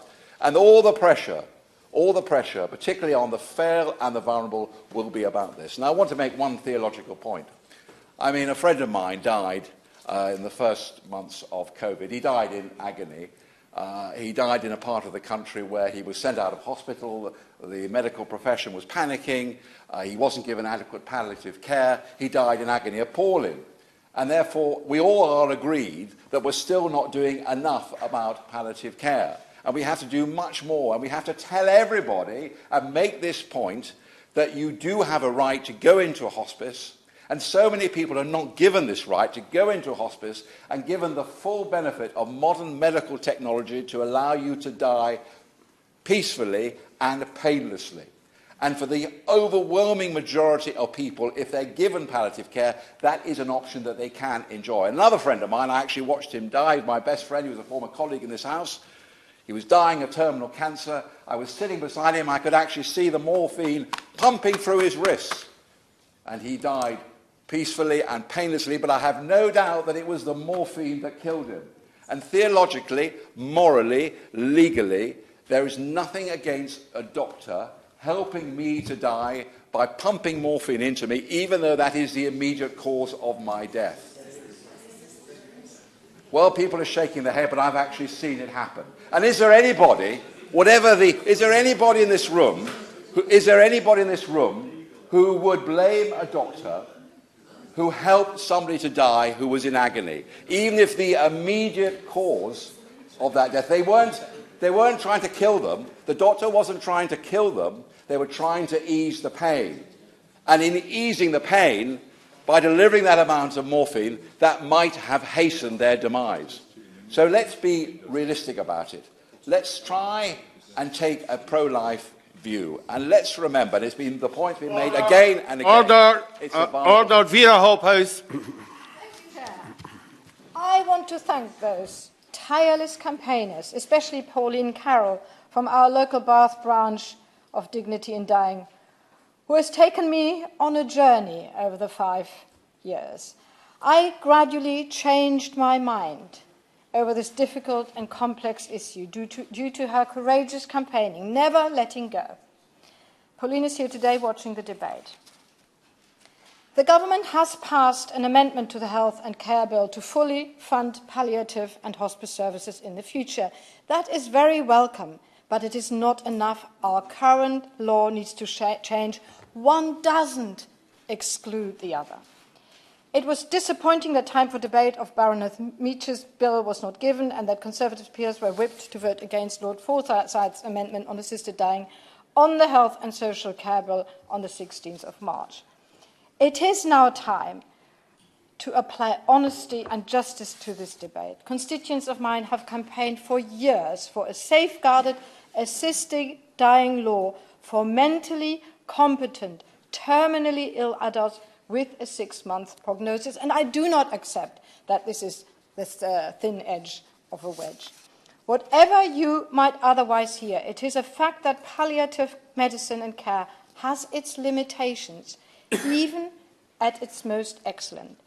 Figures from the Office of Health Economics in 2019 show that every year 6,400 terminally ill patients in hospitals have horrendous deaths. They do. One of my constituents writes, I watched my mother being tortured to death with care. She was in extreme pain and was given the maximum level of pain relief. This only worked for a time, and between doses, she was in agony. Those who suggest palliative care can manage pain are ignoring what happens. In too many cases, pain cannot be alleviated, and we should not hide this truth. It was disappointing to learn that in 2021, in a piece of research on end-of-life preferences by my local hospice, that assisted dying was not a topic to be included. The reason given was it is not legal. We cannot leave out the most pressing topic for end-of-life preferences. Some people wish for assisted dying. Discounting it as a patient's preference from the start is ideologically blinded, and it suggests a blanket opposition to assisted dying that is upheld by the hospice movement, for whom I otherwise have the greatest respect. 4,500 doctors voted in the BMA survey in support of assisted dying legislation, where they could assist their patients who can voluntarily take a life-ending prescription themselves under very clear, defined legislation. Recent evidence from the Royal College of GPs showed in a survey that opposition to legislation fell from 77% to 46%. And here in Parliament, we are falling away behind, very, very far away, behind public and medical opinion. We continue to force people to suffer protracted death against their wishes, to spend £10,000 to go to Dignitas at a rate of 1 a week, or continue to add to the horrific new suicide statistic from the ONS.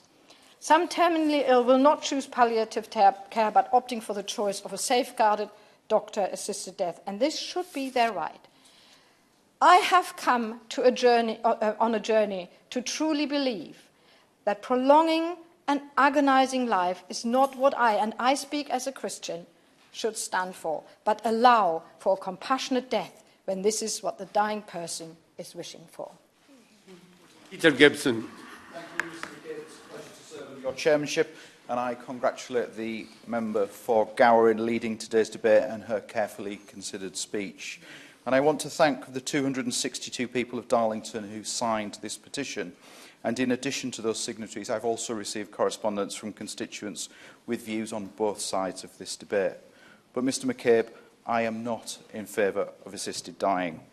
At the age of 14, I witnessed my own father die at home, suffering from cancer. And whilst it would be simple to form the view that it would have been better or easier for him to have been able to choose his time of passing, it never once entered the family's minds that that was something that should be done whilst medication could eliminate the pain he was suffering. As a high street solicitor, handling the affairs of many clients who were sick, infirm, or suffering from terminal disease, I regularly attended upon those who were contemplating the end of their lives, often taking instructions in a nursing home or at a hospital bedside. This was a deeply personal and private role in speaking to people about the most intimate of family matters. This role also often gave me an observation of those closest to them. And whilst the overwhelming majority of families I met in such circumstances had their loved ones' comfort and well-being at heart, I have seen the most rapacious of family members seek to manipulate. And I fear that even with all the safeguards possible, these individuals could exercise the most sinister of coercion were we to permit assisted dying. Mr. McCabe, whilst the death of my father might have informed a change of view about assisted dying, it cemented a firmly held belief in the choice of the individual to die at home and the importance of the hospice movement in ensuring that those deaths are good deaths. Hospice UK has estimated that since the beginning of the pandemic, over 100,000 people have died at home without receiving the care and support they need. Now, Mr. McCabe, I declare my interest as a trustee of a hospice and the co-chairman of the APPG for hospices and end-of-life care. Whilst discussing matters relating to death, I think it is important that we listen to the hospice sector and understand that 1 in 4 people do not receive the right, appropriate and palliative care that they need. With an ageing and growing population, we know that more people will die at home. Hopefully, in their own bed, surrounded by their loved ones, just as we would all want. But in order to ensure that these good deaths happen, we must, as a society, commit to ensure that our hospice sector is properly funded and resourced. Now, the government rightly provided massive support to our hospices during COVID, and I see my right honourable friend here, and I thank him for his engagement and support that he provided to our hospice movement during COVID. But I believe that now is the time to ensure that the postcode lottery of hospice and palliative care is ended with a long-term plan to support our hospices. Mr McCabe, I fear that if assisted dying is legalised, terminally ill people may feel pressured into ending their lives. I do not believe that we should place anyone in this position. I also believe that such change in the law would have a profound impact on the relationship of terminally ill patients with their doctors. And whilst I have every sympathy with those who, for the best of intentions, seek this change, I do not support changing the law. Rachel Hawkins. Mr McCabe, it's a privilege to serve under your chairship, and I thank the member for Gower for leading this debate today and the emotion she put into her speech that we all recognised. The blanket ban on assisted dying has resulted in unacceptable failings in patient safety. We've heard dying people are forced to take matters into their own hands without sufficient protection or support for them, their families and clinicians who care for them. And through the all-party parliamentary group on choice at the end of life, of which I'm a member, I've heard from families who've seen family members have a difficult and undignified death at the end of their life, not of their choosing. And as a humanist, I believe people are fundamentally good. So I struggle to accept some of the caricatures of people being cynical with their loved ones at the end of life. Assisted dying reform is a matter of freedom of choice at the end of life. And assisted dying laws can be introduced with robust safeguards. The current system is broken. Research from the UK Assisted Dying Coalition found that more than one person per week is forced to end their life abroad. And this also demonstrates an inbuilt inequality in the current system, as only those who can afford the high costs are able to go abroad to do so. If you're rich, you have a small amount of choice, and if you're poor of limited means, you have none. Looking at examples of legislation abroad, all 6 states in Australia have legalised assisted dying, joining an ever-expanding list of states in the USA, New Zealand, Canada and many countries in Europe that give their dying citizens choice. I want to make this very clear. There's no credible evidence from jurisdictions that have legalised assisted dying that vulnerable people will be pressured to end their lives. And this is not a debate between assisted dying and palliative care, as the point has already been made. International evidence shows assisted dying does not harm access to palliative care. A report by Palliative Care Australia concluded that there is no evidence to suggest that the palliative care sectors were adversely impacted by the introduction of the legislation. If anything, in jurisdictions where assisted dying is available, the palliative care sector has further advanced. And evidence shows that the current law is not only cruel but also dangerous, as there is little oversight of death by suicide linked to terminal illness or dignitas deaths, and no formal monitoring. So we need transparency and upfront safeguards in legislation, not a continuation of lonely, secretive deaths with oversight only occurring afterwards. We've heard how medical opinion supports assisted dying following the British Medical Association decision in 2021 to end its opposition to assisted dying following its members' survey. The BMA survey found that half of all doctors personally support legalising a right to die for those who are incurably suffering or terminally ill. And thanks to increased public awareness, the public mood is changing. The petition to legalise assisted dying for terminally ill, mentally competent adults gained over 100,000 signatures, over 120 so from constituents in Luton South. Public support for assisted dying is unwavering regardless of age, class, gender or political persuasions. And so whether it's through an inquiry, a commitment to parliamentary time from government, or the government simply recognising that the current law in England and Wales fails dying people and their families, the UK needs to explore whether current laws are fit for purpose. The public need action from the government and us as their representatives. It's my opinion that the status quo is failing the public. This is not about either or, it's about different pathways at the end of life and the right to have some choice. Miller. Chairman, I've been contacted by, pleasure to serve on these today, Mr McCabe. I've been contacted by many constituents eager for me to engage on this matter. But my contribution today is also as someone who's experienced the loss of a loved one through suicide and as one who's witnessed firsthand his mother wrestle with a chronic degenerative disease which ultimately claimed her life. It was Parkinson's. Mr Chairman, it seems to me that in this debate already there's a clear position emerging, if you like, a summary which I offer humbly to the debate for colleagues to consider, and it's that phrase, we shape the law and the law shapes us. Because on one side I hear arguments for the former, on the other for the latter. On the one side I hear story after moving story of suffering, not least from the Honourable Member for Gower, for whom I thank for bringing this debate forward. And on the other, I hear concern for the impact those laws will have on others. Mr Chairman, I want to start then by just thinking briefly about the importance of language, because our debate today is looking at the E-petition relating to assisted dying. This, however, is an undefined term without clear meaning. This does have the attraction of a blank canvas, ascribing whatever meaning we may desire, but it should also give us cause for caution. The proactive ending of one's own life, by consent or otherwise in law, is suicide, in this case presumably by the self-administration of lethal drugs. But the House of Commons Library's own briefing note adopts assisted suicide in order to reflect the law. So another title for this debate that reflects where we actually start from might therefore have been Debate on E-petition relating to assisted suicide. I think this is an important place to start, not to cause offence or distress, and not for any obstacle it may present, but simply because it is where we are. We cannot start in some place yet to be defined, where some may wish us to be one day.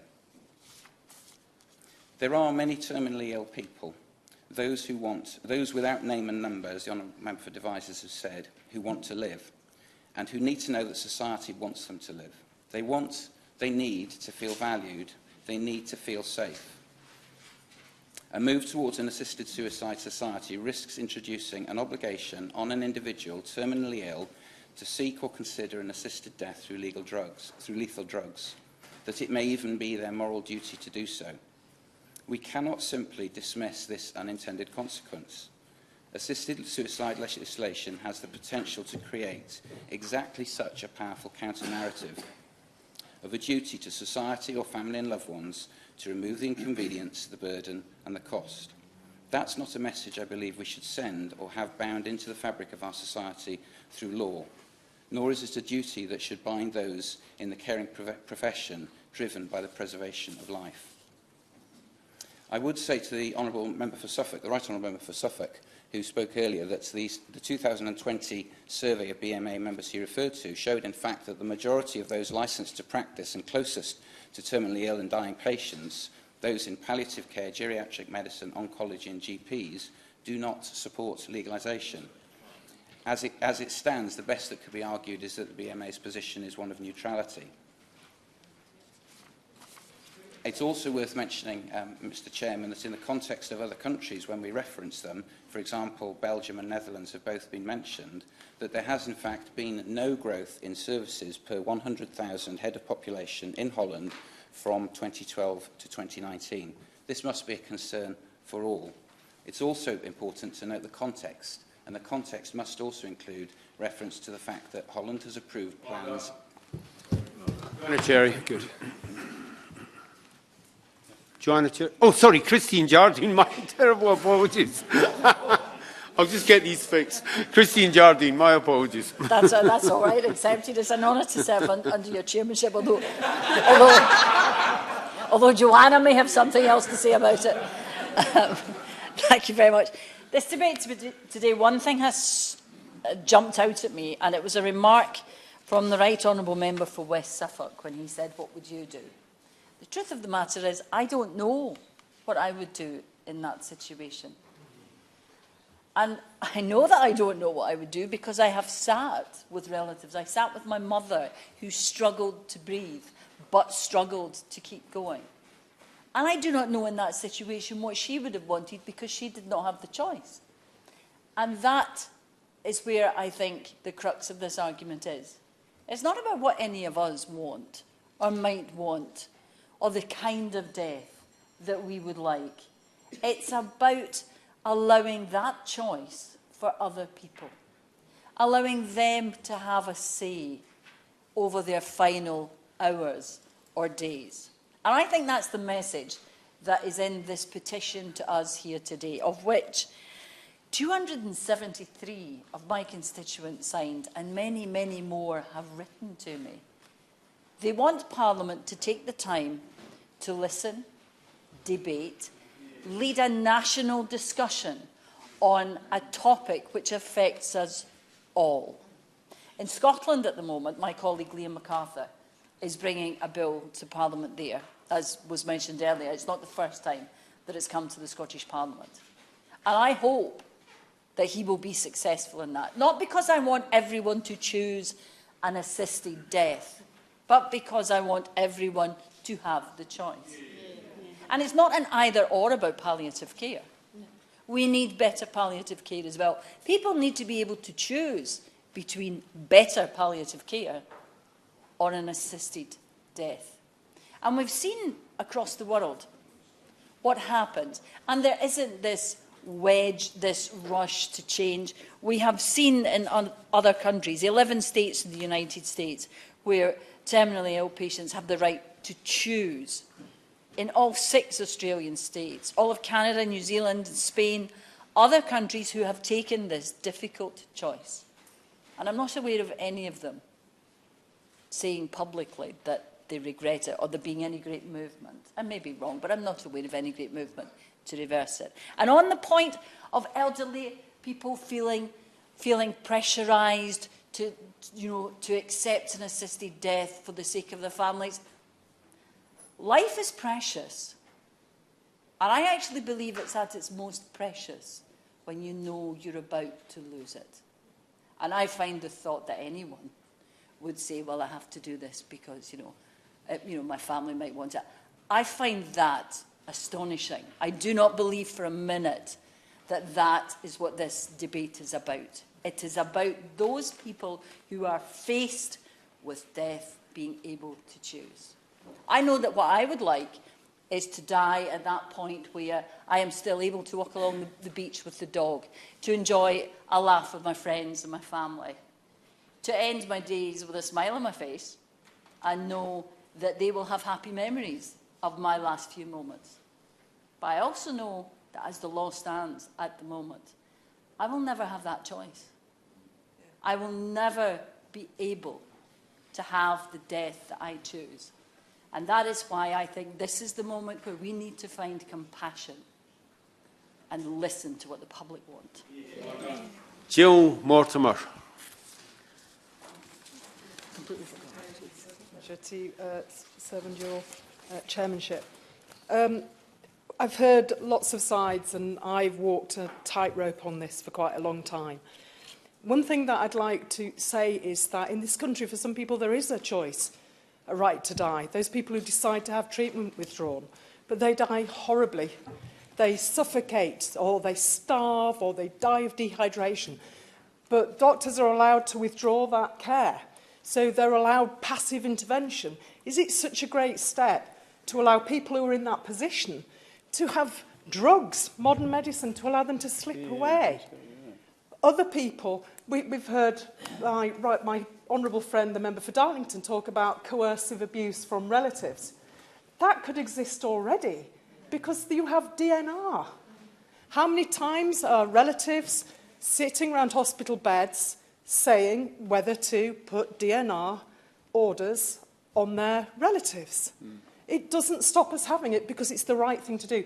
People have a choice to say, if I go, don't bring me back. Even the modern medicine could bring them back. It could extend their lives for many weeks. We don't do that to them. And I think all we've heard in this room today is the need for more debate. We need to talk about this properly. We need to have a proper vote, and we need to make sure that if you have a right to life, you should have a right to a dignified death. Geraint Davis. Okay, but many of you in this room will, many of the members in this room will know, of course, Frank Field. And we're debating today whether to have a debate. And obviously there was a debate in the House of Lords on October the 22nd, at which Baroness Meacher spoke for Frank Field, who couldn't be there because he's, of course, in a hospice. And in that debate, he said, I changed my mind on assisted dying when an MP friend was dying of cancer. I wanted to die early, before the full horror set in, but he was denied this opportunity. So people are changing their mind in light of real circumstance and people we all know. And he further went on, it is thought that people will be pressured into ending their lives. The number of assisted deaths in the US and Australia remained very low, under 1%. And a former judge in Victoria said, pressure from relatives just hasn't been an issue. So there are legitimate fears, but empirically they haven't been borne out. A senior consultant, a surgeon who served in Swansea for 30 years, wrote to me and said, I know that terminal care services here are inadequate. And that's something we need to change, of course. Even in the best areas, several conditions cannot be successfully managed. In all other areas of healthcare, the patient's wishes are paramount. So it should be here. The new proposals are modest and in line with current national survey reports.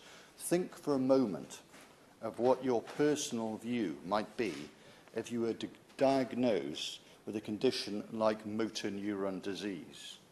And the question here for me is, should the state be allowed to force people into a condition of escalating physical and mental trauma, of debilitation and pain, as with motor neuron disease? Should they have that right? And I don't think the state should have that right, because they're worried about, the slippery slope effect that it empirically hasn't been borne out in Australia and the United States. Obviously, palliative care must be an option. Obviously, we need to invest more in palliative care. And people may have palliative care then turn to assisted suicide some way, in a planned way, without having to be forced prematurely to die, if they've got the money to do so, by the current system. But the truth is that people shouldn't be forced, against their will, into growing trauma and indignity, and against the will, of course, of the families who look on in sadness and want to basically move forward in light of what is being said. So I would simply say that we do minimally need to have a proper debate on this. I'm clear in my position that there should be safeguards, that there should be constraints, there should be adequate palliative care, but ultimately, if someone is dying in front of us, if someone is dying in an appalling, debilitating, chronic way that cannot be reversed, and we can avoid that, we have a duty to avoid that. I'll leave it there. Gary Thomas. Thank you, Mr. Chairman. Can I thank the Member Gower for leading the debate in the way she did?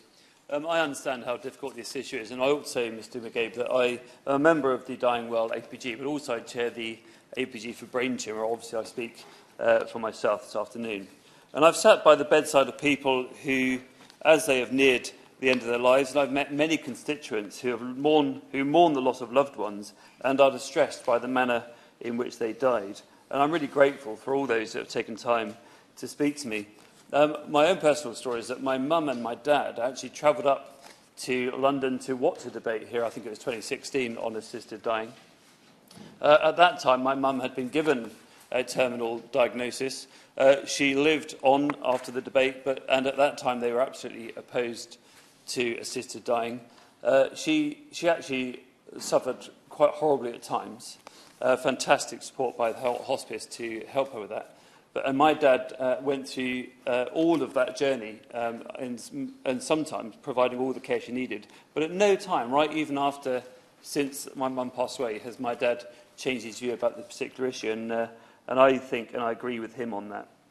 But we must do something to change the status quo. But if the answer is to introduce assisted dying, as is proposed this afternoon, it is my belief that this would be for the government and for the NHS to admit failure in the way we care for, support and treat people at the end of their lives.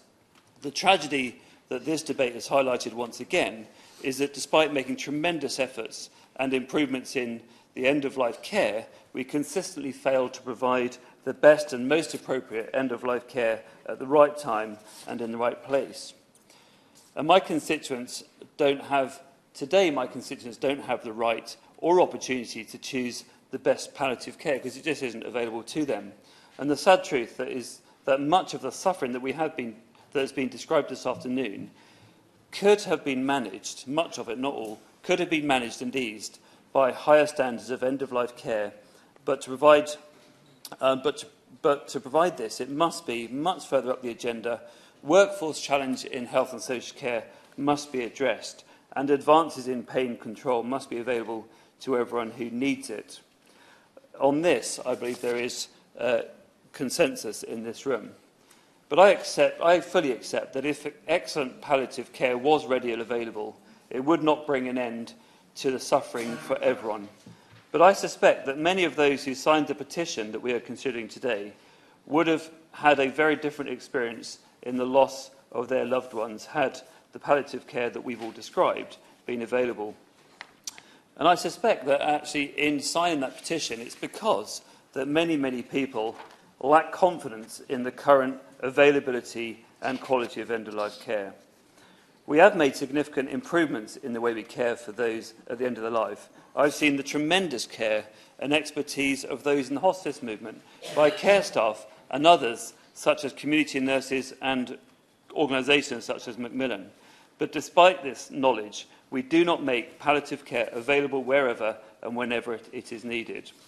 Even today, there will be patients in need of palliative care in an acute hospital setting rather than at home or in a hospice. It is right that we have a grown-up conversation about death, not least because we plan the end of life care, far too late in many cases, which means that the care, treatment and support is not available and not in place when it is needed. I support the call for a proper parliamentary debate in the Chamber, but in the meantime, the government must get on and improve the palliative care available for all. Neil Hanvey. Thank you, Mr McCabe. I want to first of all thank my 267 constituents who reached out to me and signed this petition, and also to the many more constituents who have contacted me with other views. And whilst, as the Honourable Lady from Glasgow Central mentioned, this is a devolved matter, but I hope to be able to represent my constituents who have obviously taken a keen interest in this debate, and so I have therefore agreed to speak. I also want to add my tribute to Margot MacDonald, who was very much the face of this debate in Scotland for many years, and I want to congratulate the Honourable Lady for Gower for her very sensitive introduction. This is a deeply personal situation for me. It's something that I have been immersed in my professional career. I have been present in many, many deaths, and each of them has been unique and different and personal. Some of them have been very peaceful. Some of them have been different, less successful. And some of them have been very distressing. And I think, to answer the point that the Honourable Member for Gainsborough made about being pro-life, being pro-life does not necessarily help you avoid the ultimate endeavour of death. We can't sidestep death.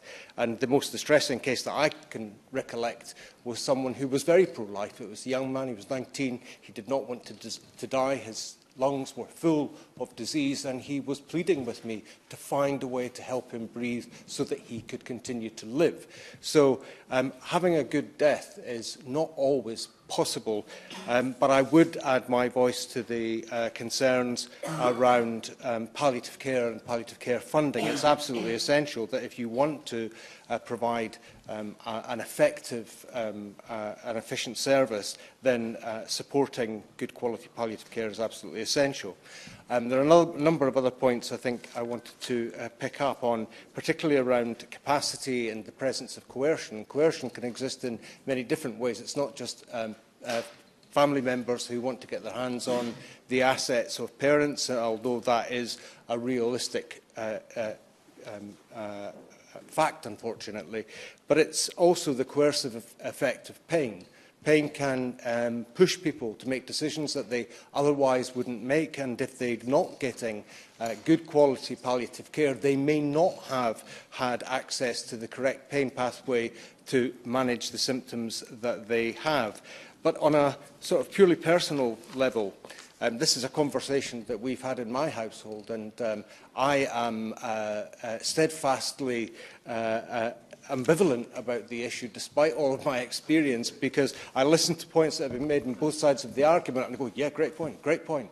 But actually, what that illustrates to me is the need for a mature and honest discussion and debate and a deep consideration of the many, many challenges that exist in this debate. This is not about being on one side or the other. It's a complex, deeply difficult issue. And so we must address every single point that has been raised, whether it's safeguarding, which is a very real concern of mine, something that I feel very strongly about, not just through this lens, but through the lens of the rights of women and girls. But if you want to deliver something where choice is available, then we must ensure that we are clear whose choice it is. Thank you. Andrew Salu. I too have had many emails from my constituents, all of which I have read carefully, and I fully respect the strong feelings on both sides of this issue, and this has been a respectful debate today in the main. One of my constituents, an ex-police officer, writes as follows: I have an elderly mother who sometimes worries about being a burden and once said it would be better if she died and I didn't have to look after her. As an ex-police officer, I've dealt with people who have been manipulated into doing completely awful things. I don't think you can legislate against the very real possibility of some people being manipulated into thinking that death is their only option. And she's not actually alone, my constituent, in that view, as I understand from polling that twice as many people actually feel concerned about people being pressurised to end their own lives so as not to be a burden, as are not concerned about it. Now, I don't think, amazingly, we've had reference in this debate so far today to the fact that in the Health and Care Act 2022, for the first time ever, palliative care is going to be a core service in the NHS. And we've only just done that. Everyone here welcomes that, whatever your view. And I do think we should perhaps just give that a little bit of time to bed in and see actually what it means. And my experience is my dear mother-in-law died at the end of March.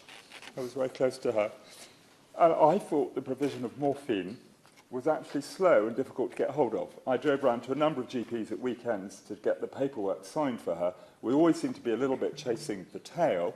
I think if we could have been ahead of the curve, and if we could have got it more easily, and perhaps some people don't have families that are engaged to help them, I think that would have been better. So, you know, maybe that is something we can do and that we would all be supportive of. Our hospices do an amazing job. We have Keach Cottage Hospice, which my honourable friend, the other side, will also have supported. My children have volunteered at local hospices. They are struggling, and we do need to support them properly as well, as they do absolutely amazing work. I don't think there's anyone here who would disagree with the quote from Dame Cicely Saunders, the really founder of the modern hospice movement. She said, "You matter because you are you, and you matter to the end of your life. We will do all we can, not only to help you die peacefully, but also to live until you die." And actually, I think probably all of us could unite around that quote. I do worry about disabled people. My mother was in a wheelchair her whole life, and I get their vulnerabilities. And Baroness Campbell in the other place says, "I'm fearful that any change to the current law prohibiting assisted suicide may adversely affect how I and other disabled friends and the wider community of disabled people are treated in future." Whatever our views on this, we need to respect the very real worries of disabled people who think somehow that they will matter less. Now, just a few facts on the CPS, and I get the horror of being prosecuted. I don't minimise this at all. But I looked at the figures on the CPS website this morning. 174 cases between April 2009 and this year, 115 not proceeded with, 33 withdrawn, 4 cases successfully prosecuted, 8 referred on to for prosecution for homicide or other serious crime. I don't know the details of that last 8, but it might be worth looking further in with the CPS. The last thing I would just say, going back to actually two final points briefly. We haven't talked a lot about mental health today. There's no health without mental health, actually. And you know, are we going to get psychiatrists to certify whether people are medically competent to do this? That's a pretty awful job to ask psychiatrists to do. That was raised with me at the weekend. So we need to think about that issue, the pressures we're putting on clinicians. But I think there probably is some progress we could make that we would all get agreement on. Yeah. Ruth Cadbury. Thank you, Mr. McCabe, it's a pleasure to serve under you. I support a change in the law, a change that will impact actually on only a few of those who are terminally ill. It's not normalising assisted dying, it's giving choice to some, to those of sound mind and to some element of control. Many terminally ill people will not make that choice, but I and 200 of my constituents who signed the petition support a law change with a full set of safeguards. And on the issue of palliative care or assisted dying, a useful statistic around those jurisdictions that have changed the law. 86% in California and 82% in Victoria who had assisted death were already enrolled in hospice and palliative care. As many speakers have said, we know some of those with terminal illness across the UK are currently being forced to make decisions, awful decisions, on the end of their life and the impact on their loved ones as well. Some people may think our current outdated laws stop this from happening and stop these appalling issues from happening, but it doesn't. People with funds are forced to travel to Switzerland, often before they would need to, if they didn't need to travel, often alone, or risk their loved ones being arrested. And my honourable friend here from Sheffield Central described that how not only too many people are making the choice to die alone, they have to plan their death alone, in secret. And the thing that came home even as well to me was the fact they couldn't say goodbye to each other. The ban on assisted dying is causing these traumas. And Mr. McCabe, it is an issue of personal choice. And we as legislators must face up to and ensure the law reflects the need for that choice. Now, some history on legislation. The ban on abortions until the 1960s didn't stop abortions, it simply banned safe abortions. That ban sent women to the trusted aunt or neighbour or to the doctor running a backstreet clinic, too often unsafe and dangerous conditions, too often when terrified or alone. Similar feelings we've heard from people today. You cannot prevent assisted dying happening, rather you simply condemn decisions and actions to take place in darkness, alone, or involving journeys abroad in pain. You place it out of mind, you pretend it doesn't happen here, but it does. Or you risk criminalising loving family members or loving friends. It is only by reforming the law and introducing safeguards to address the concerns that honourable members here have raised that we can address the situation around personal freedom and morality. It's only through this that we can step out of the darkness. Only Parliament can make that change. The significant majority of British people support the law on assisted dying. Our history of law change on issues of personal conscience or moral issues shows that Parliament is too often behind the curve of public opinion. On divorce, on the laws on blasphemy and obscenity, on homosexuality and same-sex marriage. These are just some of the examples that occur to me. We are beholden to the people to respond to the change in public opinion and change the law to give people who are terminally ill a choice on whether to have control, a choice on whether and a control over when, where and how they end their life if they want that choice. 7 years ago, I voted to change the law. I hope we get another opportunity to do so before too long, but after thorough consideration, such as through the Select Committee on Health and Social Care. Thank you, Mr. Laura Trott. Thank you, Mrs McCabe. It's a pleasure to serve under your chairmanship, and I thank the member for Gower for bringing forward this debate today, which has been informed, compassionate and courageous on both sides of the debate for this most difficult of topics. Now, with permission of her friends and fellow campaigners, I want to share the story of my constituent, Dawn Voice Cooper, who died in November last year after travelling to Switzerland. She came to see me in a surgery before she died, and it was one of those surgeries that we've all had in this room that will stay with you forever. Dawn suffered from a long-term, degenerative and incurable medical condition. By her mid-30s, it was affecting all her joints, including her neck and her spine. After several years of anti-inflammatory medication, she was also left suffering with internal damage, as well as battling with balance problems. Over the years, Dawn's quality of life steadily declined. She told me of the increasing pain that she was under and the challenges she faced with reduced mobility. She was losing feeling and use of her left arm, and due to increased brain hemorrhaging, she was increasingly finding it difficult to find the words when writing and speaking. She lost her autonomy, and she was worried about her ability to manage areas of her life, and she worried about what the future held: loss of independence, more pain, less mobility, and worsening health.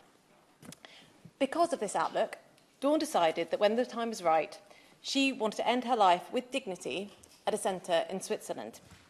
And sadly, in November last year, this day arrived. And with others that we've heard about today, it was earlier than would have been the case otherwise, because she knew that she needed to have full competence in order to make that travel. Having saved the money, she travelled to Life Circle Clinic with friends and fellow campaigners. She spent her final moments listening to her favourite music, enjoying a glass of champagne. Her bed had been positioned in front of the window so she could look out at the trees. And let's be clear, she had this choice because she had money. Others do not. I'm immensely proud that the UK is a fair and compassionate society, but we must now uphold these values. As overseas evidence continues to grow, our own reasons not to legislate in some form is becoming less and less convincing. To use Dawn's own words, there is no escaping death. As our things are at the moment in the UK, there is no escaping pain, lack of dignity, and a total deterioration in life. I think we've all heard today many moving stories, and I would encourage the Minister to take forward some of this work, because there may be some areas that all of us can agree on. Because we need to reach an informed conclusion on this. We need to debate it. It is time. Bill. Pleasure to follow my honourable friend from Severn Oaks, and a pleasure to speak in this debate and after the opening speech by the honourable member opposite from Gower, which was extremely sensitive. I speak not on behalf of the APPG for Humanism, of which I'm a secretary, but I draw the House's attention to that and also note that their position is that not only this motion, but they would also like to extend assisted dying legislation to those who are incurably and intolerably suffering. I put that out there for further discussion, perhaps at a later date. I also speak not on behalf of my 189 constituents who signed the petition, but in sympathy with them, but I've also had many people write to me from the other side. I spoke in the debate on the 23rd of January 2020, secured by the Honourable Member for Edinburgh West in one of my first contributions in this place. I still support a government-backed inquiry, but perhaps we need to be moving a bit quicker, because that's 2.5 years ago we had that debate. This House should always proceed carefully, but we should also be careful not to get too far away from the public. And in time, I believe a change in the law along the lines of this debate will come to be seen as natural as previous changes in law on other moral topics, whether it's universal suffrage, gay sex, equal marriage. Those things are not things we accept and take for granted in this place and in this country. And I think in due course we will come to think of assisted dying in the same way. There will be some who are never reconciled to it, but I believe that is where this country is headed. And I also know, as I did in that debate 2.5 years ago, that the existing law, as we are at the moment, is profoundly unsatisfactory for those dying, for their families, for the police and for the DPP alike. But this is fundamentally about bodily autonomy and about that pain and suffering that my honourable friend from Hartlepool, who of course wasn't even here 2.5 years ago, drew to our attention. It's not as rare as people think. It's not as unique some of the cases we hear. We hear about these cases because people are brave and they talk about them. But there are lots of people who have painful, unpleasant deaths. And there is still an omerta about death in this country. And the more we talk about it, the more we open up, the more we can actually move forward as a society. What the reality is that people, our constituents, are having to go abroad. That more than one per week going to Switzerland at the moment, often without their relatives for the reasons we've heard today. There's an inequity there based on the cost of going to Switzerland. Not everybody can go, and it's earlier than they like. So I really think that we do need to move forward urgently on this, and in line with the shifts in professional medical opinion that we've also heard. Turning to arguments about faith, and we haven't actually heard it too explicitly today. I do respect the sincerity of people who make faith-based arguments here, but many of us do not have faith, and increasingly that is the case for many of our constituents, as you can see in the census. And many of those who do have faith, such as the Honourable Member for Bath, don't necessarily feel the same way. And I just say, please do as you wish by yourself and by your God, and vote accordingly if you will. But you must recognise that those of us in the opposite position, our position is motivated also by the deepest humanity and by love, as I heard most profoundly from the member for Sheffield Central. I heard his speech 3 years ago before I was a member of this place. It's still clearly as painful for him today as it was then, and that goes to show that we can do so much good by addressing this issue. And finally, about time. Well, those going through this issue now do not have the luxury of time. We have taken too much time already.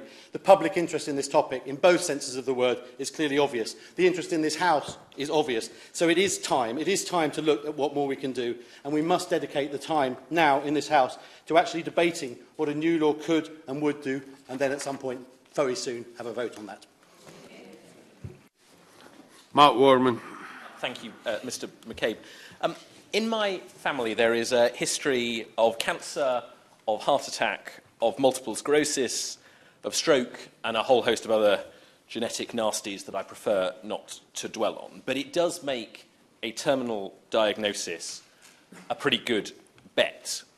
And there is a thing I don't understand, Mr McCabe. It is that if I were to get ahead of myself now, I could plan the good death that I might want.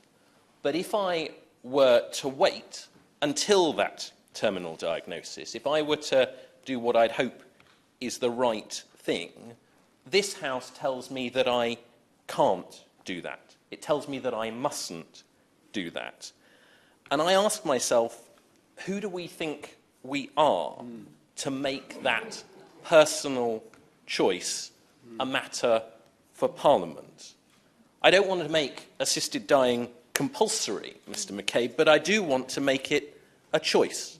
And so I ask, who do we think we are? When I voted 7 years ago for assisted dying, I thought of my own mother dying of cancer in the brilliant North London hospice.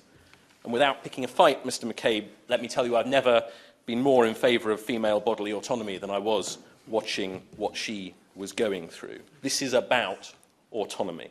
And I hope I can try and have a go at some of the arguments that have been made. We've heard that doctors will think about the cash in the health service when they look at these choices. Well, I'd humbly suggest that the GMC would have something to say about that. And I'd also say that we shouldn't patronise doctors, Mr McCabe. I'm married to one, it ends badly. Doctors already routinely, regularly assess coercion. They look at what is going on in the background of a patient's life. They look at what the right thing to do is, and under the piece of legislation we're being asked to think about today, they would only be doing so in a terminal diagnosis with 6 months to live. So let us not get ahead of ourselves. That is why the British Medical Association has moved to a position of neutrality. It's why there's a clear majority of the Royal College of Physicians that has moved to a position of neutrality. It's why the Royal College of Nursing is neutral. It's why the Royal College of Psychiatrists is neutral on this. There is a clear majority and there is a clear direction of travel. We should acknowledge that. We should have the debate on that issue. I very much welcome the news that seems to be increasingly obvious that the Select Committee on Health and Social Care will be having a look at this, and I would strongly encourage the Minister to look at working as closely as he can and providing them with as much information as he can. And I would say one thing finally. We've heard a lot of arguments today about standing on a slippery slope. And we do stand on a slippery slope. It is our job in this place to stand on slippery slopes. It is our job to look at what the right difficult position is to take.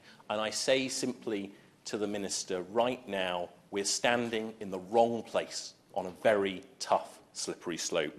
We know from the polling that we have a duty to our constituents to look at this, and I hope he and the government will facilitate that as rapidly as he possibly can.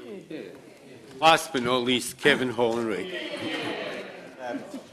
Very good speech. Can I thank my honourable friend, the member for Gower. I thought her speech was excellent. It was incredibly touching and very, very sensitive, and a perfect opening to this very difficult subject. 74%, Mr McCabe, 74% of members of the public want their Member of Parliament to vote for a law on assisted dying. And I did that in 2015, and I'd do it again given the chance to this. 74%.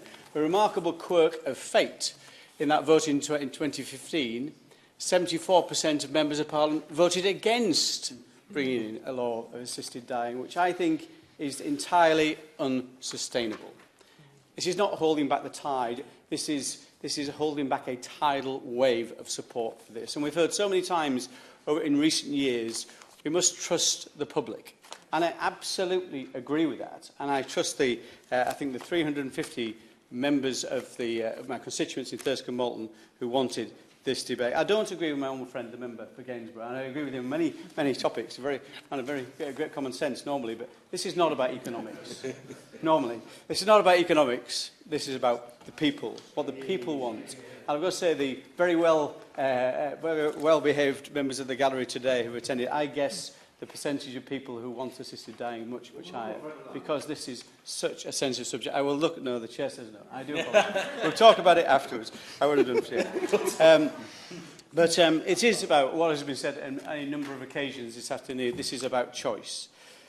And of course, we believe, don't we, all of us in this country, we are so lucky to have this free society we live in. This is freedom of choice. But this isn't freedom of choice over anything. This is the freedom of choice about the thing we fear most in life, death.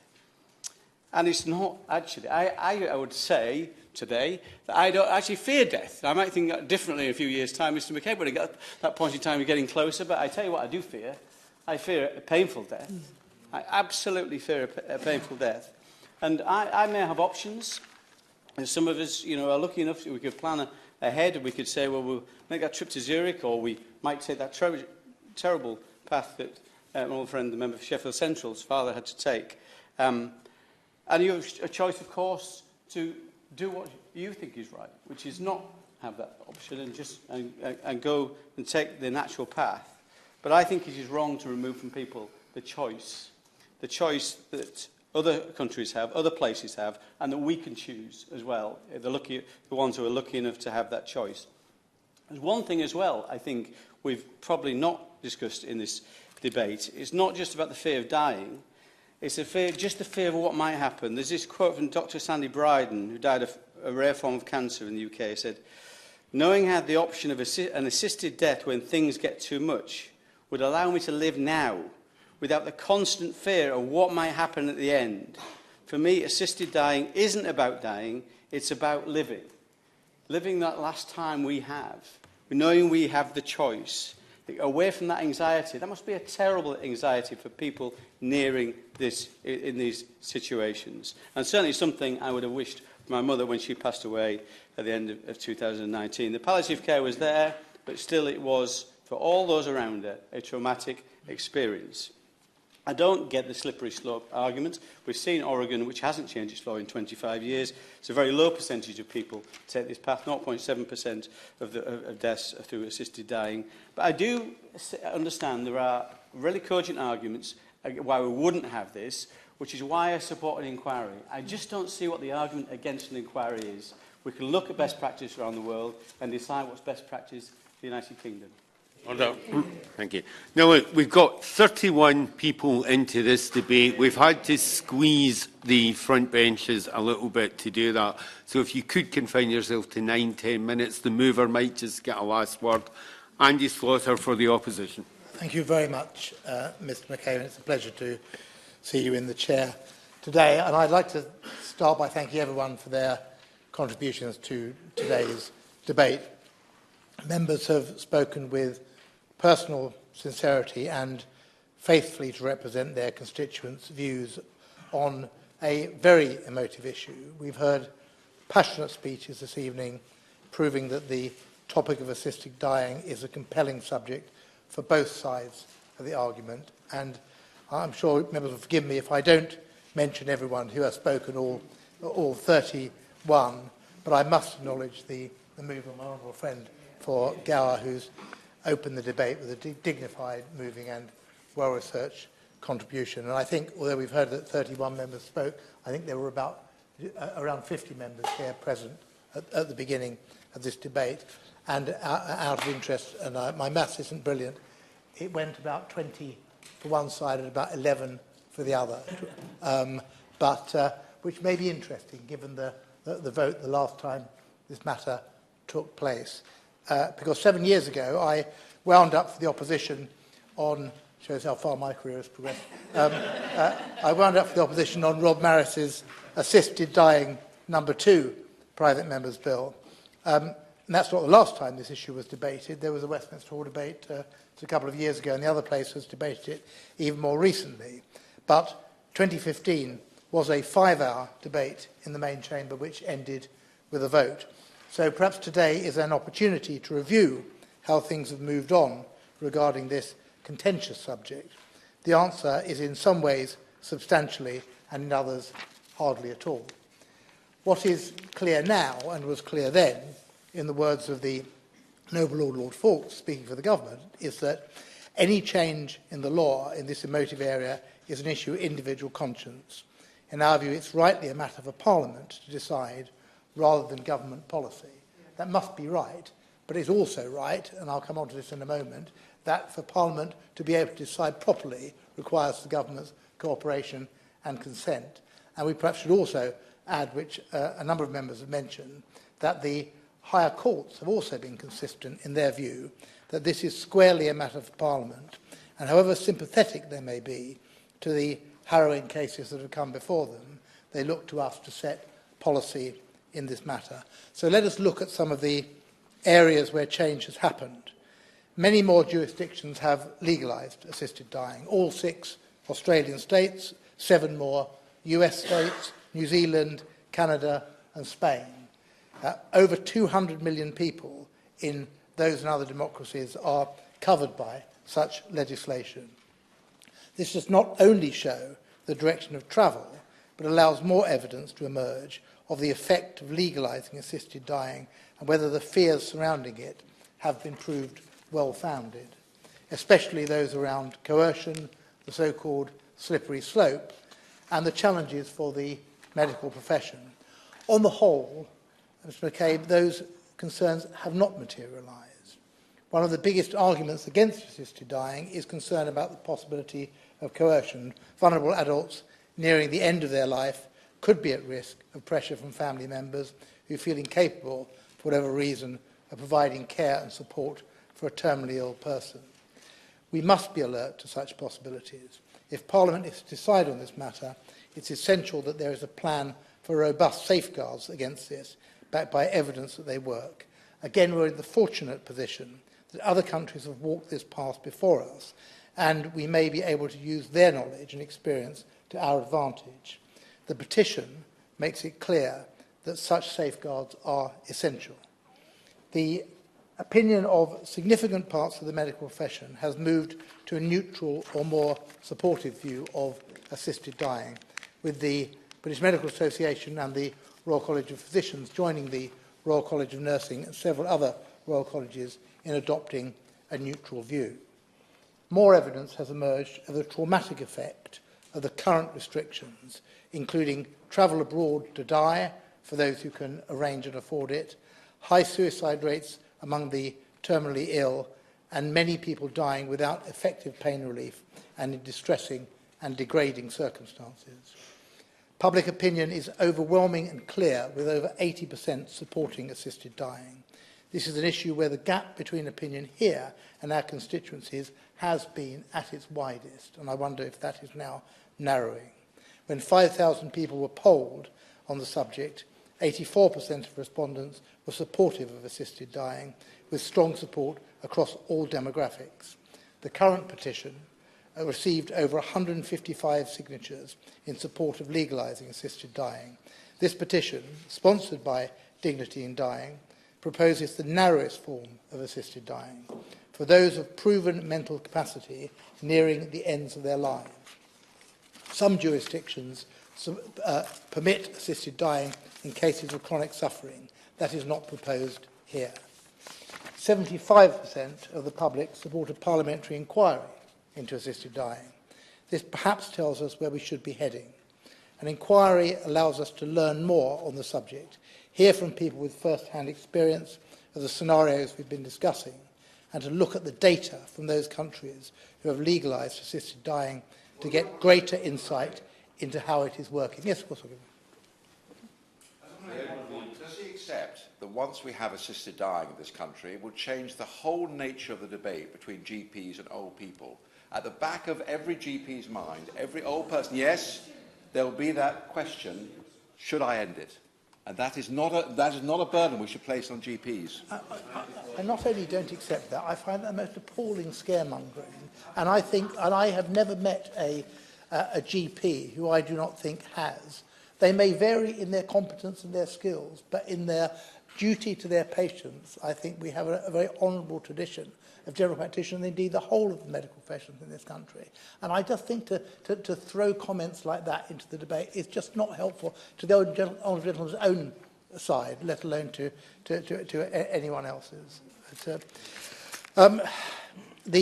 as I say, I was talking about the support for a parliamentary inquiry, and it's right that, and this was under the former Health Secretary who spoke earlier, the government has been moved recently to undertake research, but not so far to provide the time or resource for a proper investigation and debate, potentially leading to legislation.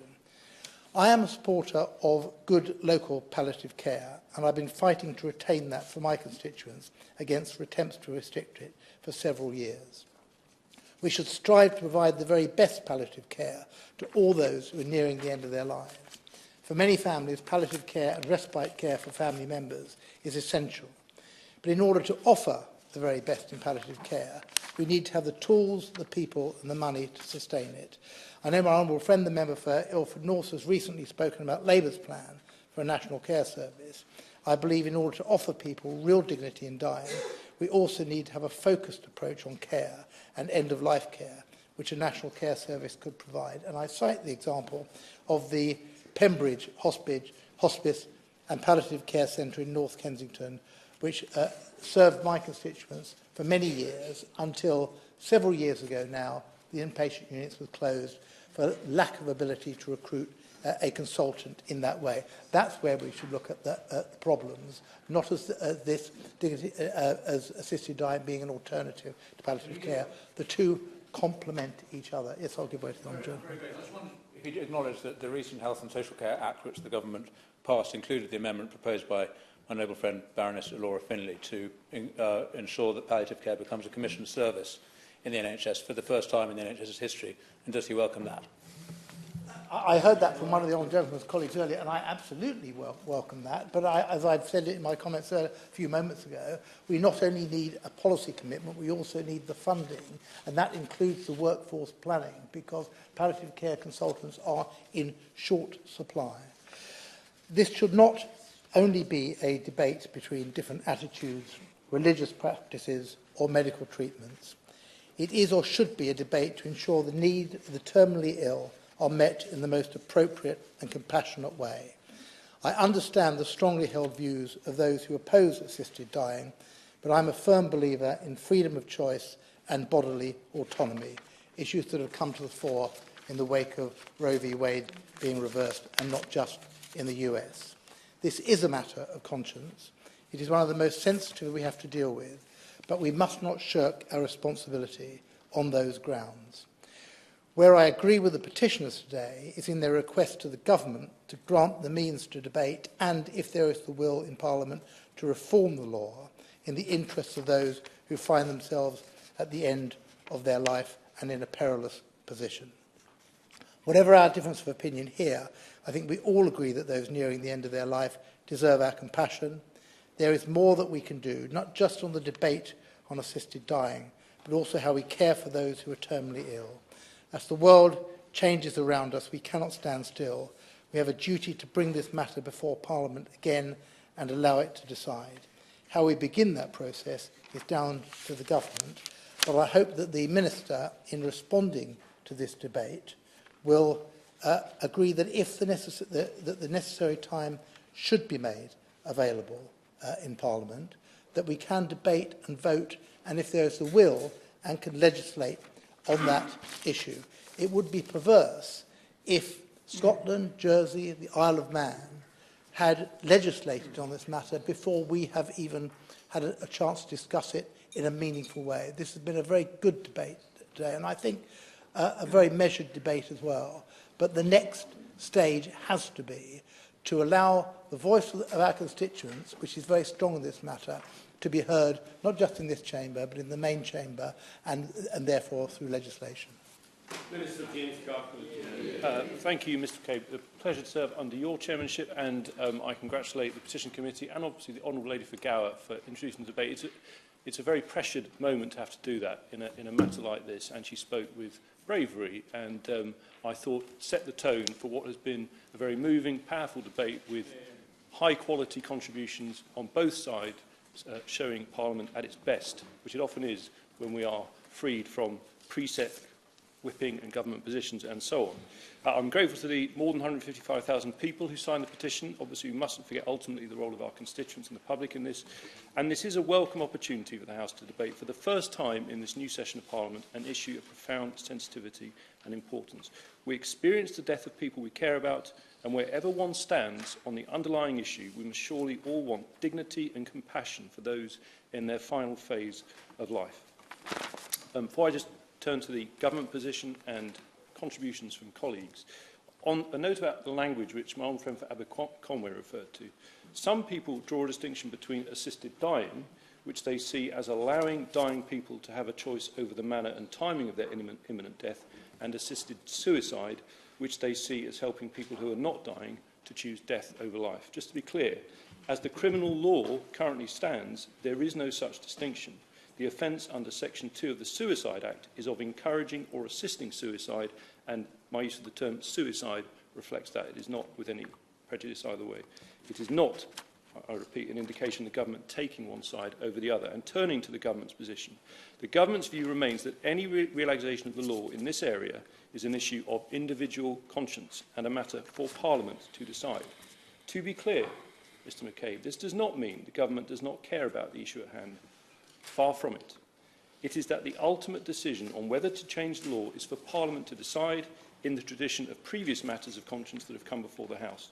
Therefore, whilst I note the petitions call for the government to bring forward legislation to allow assisted dying for adults who are terminally ill and have mental capacity, our neutral stance means that this would have to be via private members' legislation.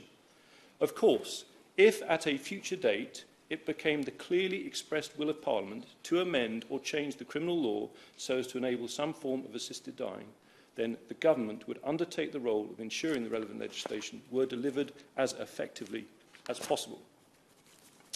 Turning to the many contributions from colleagues today, and my apologies if I don't cover all of them, but I think it's fair to say there was a strong consensus on the matter of the need to ensure we have high-quality palliative care. I think both sides of the debate agree strongly on that. My honourable friend for South West Bedfordshire made the point about how recently the government, and also my honourable friend for Devizes in his last intervention, about the way the government is now taking this, showing the importance it attaches to it in respect of recent legislation. I can confirm NHSE are developing an ambitious programme focused on transformational approaches for the next 5 years. The programme going forward will build on the work of the palliative and end-of-life care strategic clinical networks, which sit across the 7 regional footprints. The government recognises that high-quality palliative and end-of-life care should include the opportunity for individuals to discuss their wishes and preferences so that these can be taken fully into account in the provision of their future care, also known as advanced care planning. But of course, resources matter. The honourable members for North Antrim, Bristol South, with her NHS management experience and others made the point, and we obviously strongly agree. The government is providing £4.5 billion of new investment to fund expanded community multidisciplinary teams, providing rapid, targeted support to those identified as having the greatest risks and needs, including for those at the end of their life. On the matter of hospices, as the point made by my right honourable friend, constituency neighbour and former Health Secretary, about the joint funding model, most hospices are independent charitable organisations that receive around £350 million of government funding annually for providing NHS services. And as part of the COVID response, which of course he oversaw, over £400 million was made available to hospices since the start of the pandemic to secure and increase additional NHS capacity and enable hospital discharge. In terms of some of the core issues raised today, I think a number of colleagues referred to what's happening in other jurisdictions. For example, my right honourable friend for Sutton Coldfield made the point that, and others, that change is happening in many other jurisdictions.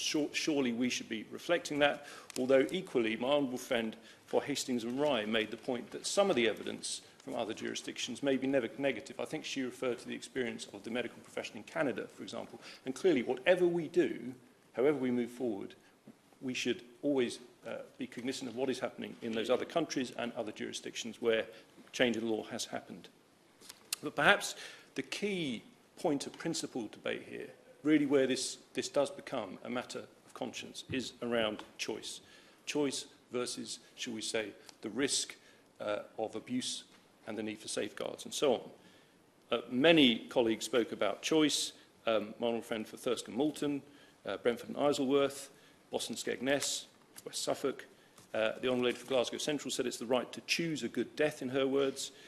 But I think particularly the Honourable Member for Sheffield Central, who said it's not just about choice of the individual, but also their family, who, because of the fear of the criminal situation, may feel they cannot discuss this. And I have to say it's one of the most moving speeches I've heard in my time as an MP, and I hope people on all sides respect the fact that he spoke under great duress, shall we say, but I think adding much to the debate. Equally, there is also concern that in terms of choice, choice is restricted in terms of your income, particularly if you talk about Dignitas, the points made by Honourable Friend for Sevenoaks and others. But against that, and we must remember this, my Honourable Friend, the Honourable Gentleman for East Ham, who I thought spoke very eloquently about the risk of pressure on those who may feel that they have to take an action that they wouldn't have felt they should take before any change in law. It's an incredibly important point. My Honourable Friend for Darlington made a similar point, as did my Honourable Friend for Devizes, who said in a way you could argue that actually restricts choice because of the pressure it implies. And my Honourable Friend for Gainsborough spoke about this implying death on demand. In terms of the position of the public, obviously polling does seem to have shifted. My Honourable Friend for West Suffolk, the Honourable Lady for Gower, both referred to what's happening with the opinion polls. But my Honourable Friend for New Forest West made the point, a poll is not an argument. And we are a representative democracy after all. And ultimately it will be for this House, through a private member's bill or other mechanism, to make that change. As there's only 3 minutes, I'm going to have to rattle through incredibly quickly the remaining points. There was much talk of the slippery slope, the Honourable Gentleman for Swansea West and others. I would just say to my Honourable Friend for Gainsborough, if a doctor were injecting drugs with the aim of ending life, that is not assisted suicide or assisted dying. That is murder under common law. But let's just finish. I just want to finish with this point, because of the time, I'm afraid. I think colleagues on all sides calling for a national conversation, if not an inquiry, certainly an investigation by, for example, the Health and Social Care Select Committee. Obviously, if any of those steps go forward, the government will do its best to assist within the constraints of the neutral position that it undertakes, and which I take very seriously. This has been debated at length in the House of Lords recently.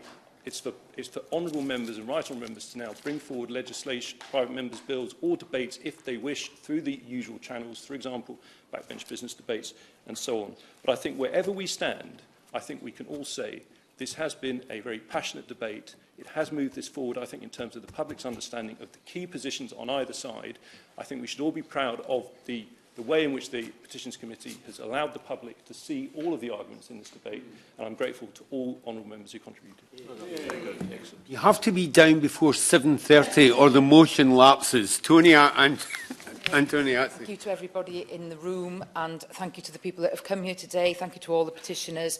This has been a very moving and a very important debate. I hope that the Minister will agree to meet the people that are here today from Dignity in Dying with lived experience, and I hope that we can have a proper inquiry and government time in order to take this forward. And I'd like to thank everybody for the way in which this debate has been taken today, because it's very important for everybody. Thank you. The question is that this House has considered E-petition 604383 relating to assisted dying. As many as are of that opinion say aye. On the contrary, no. I think the ayes have it. The ayes have it. Order, order. Sitting stands adjourned.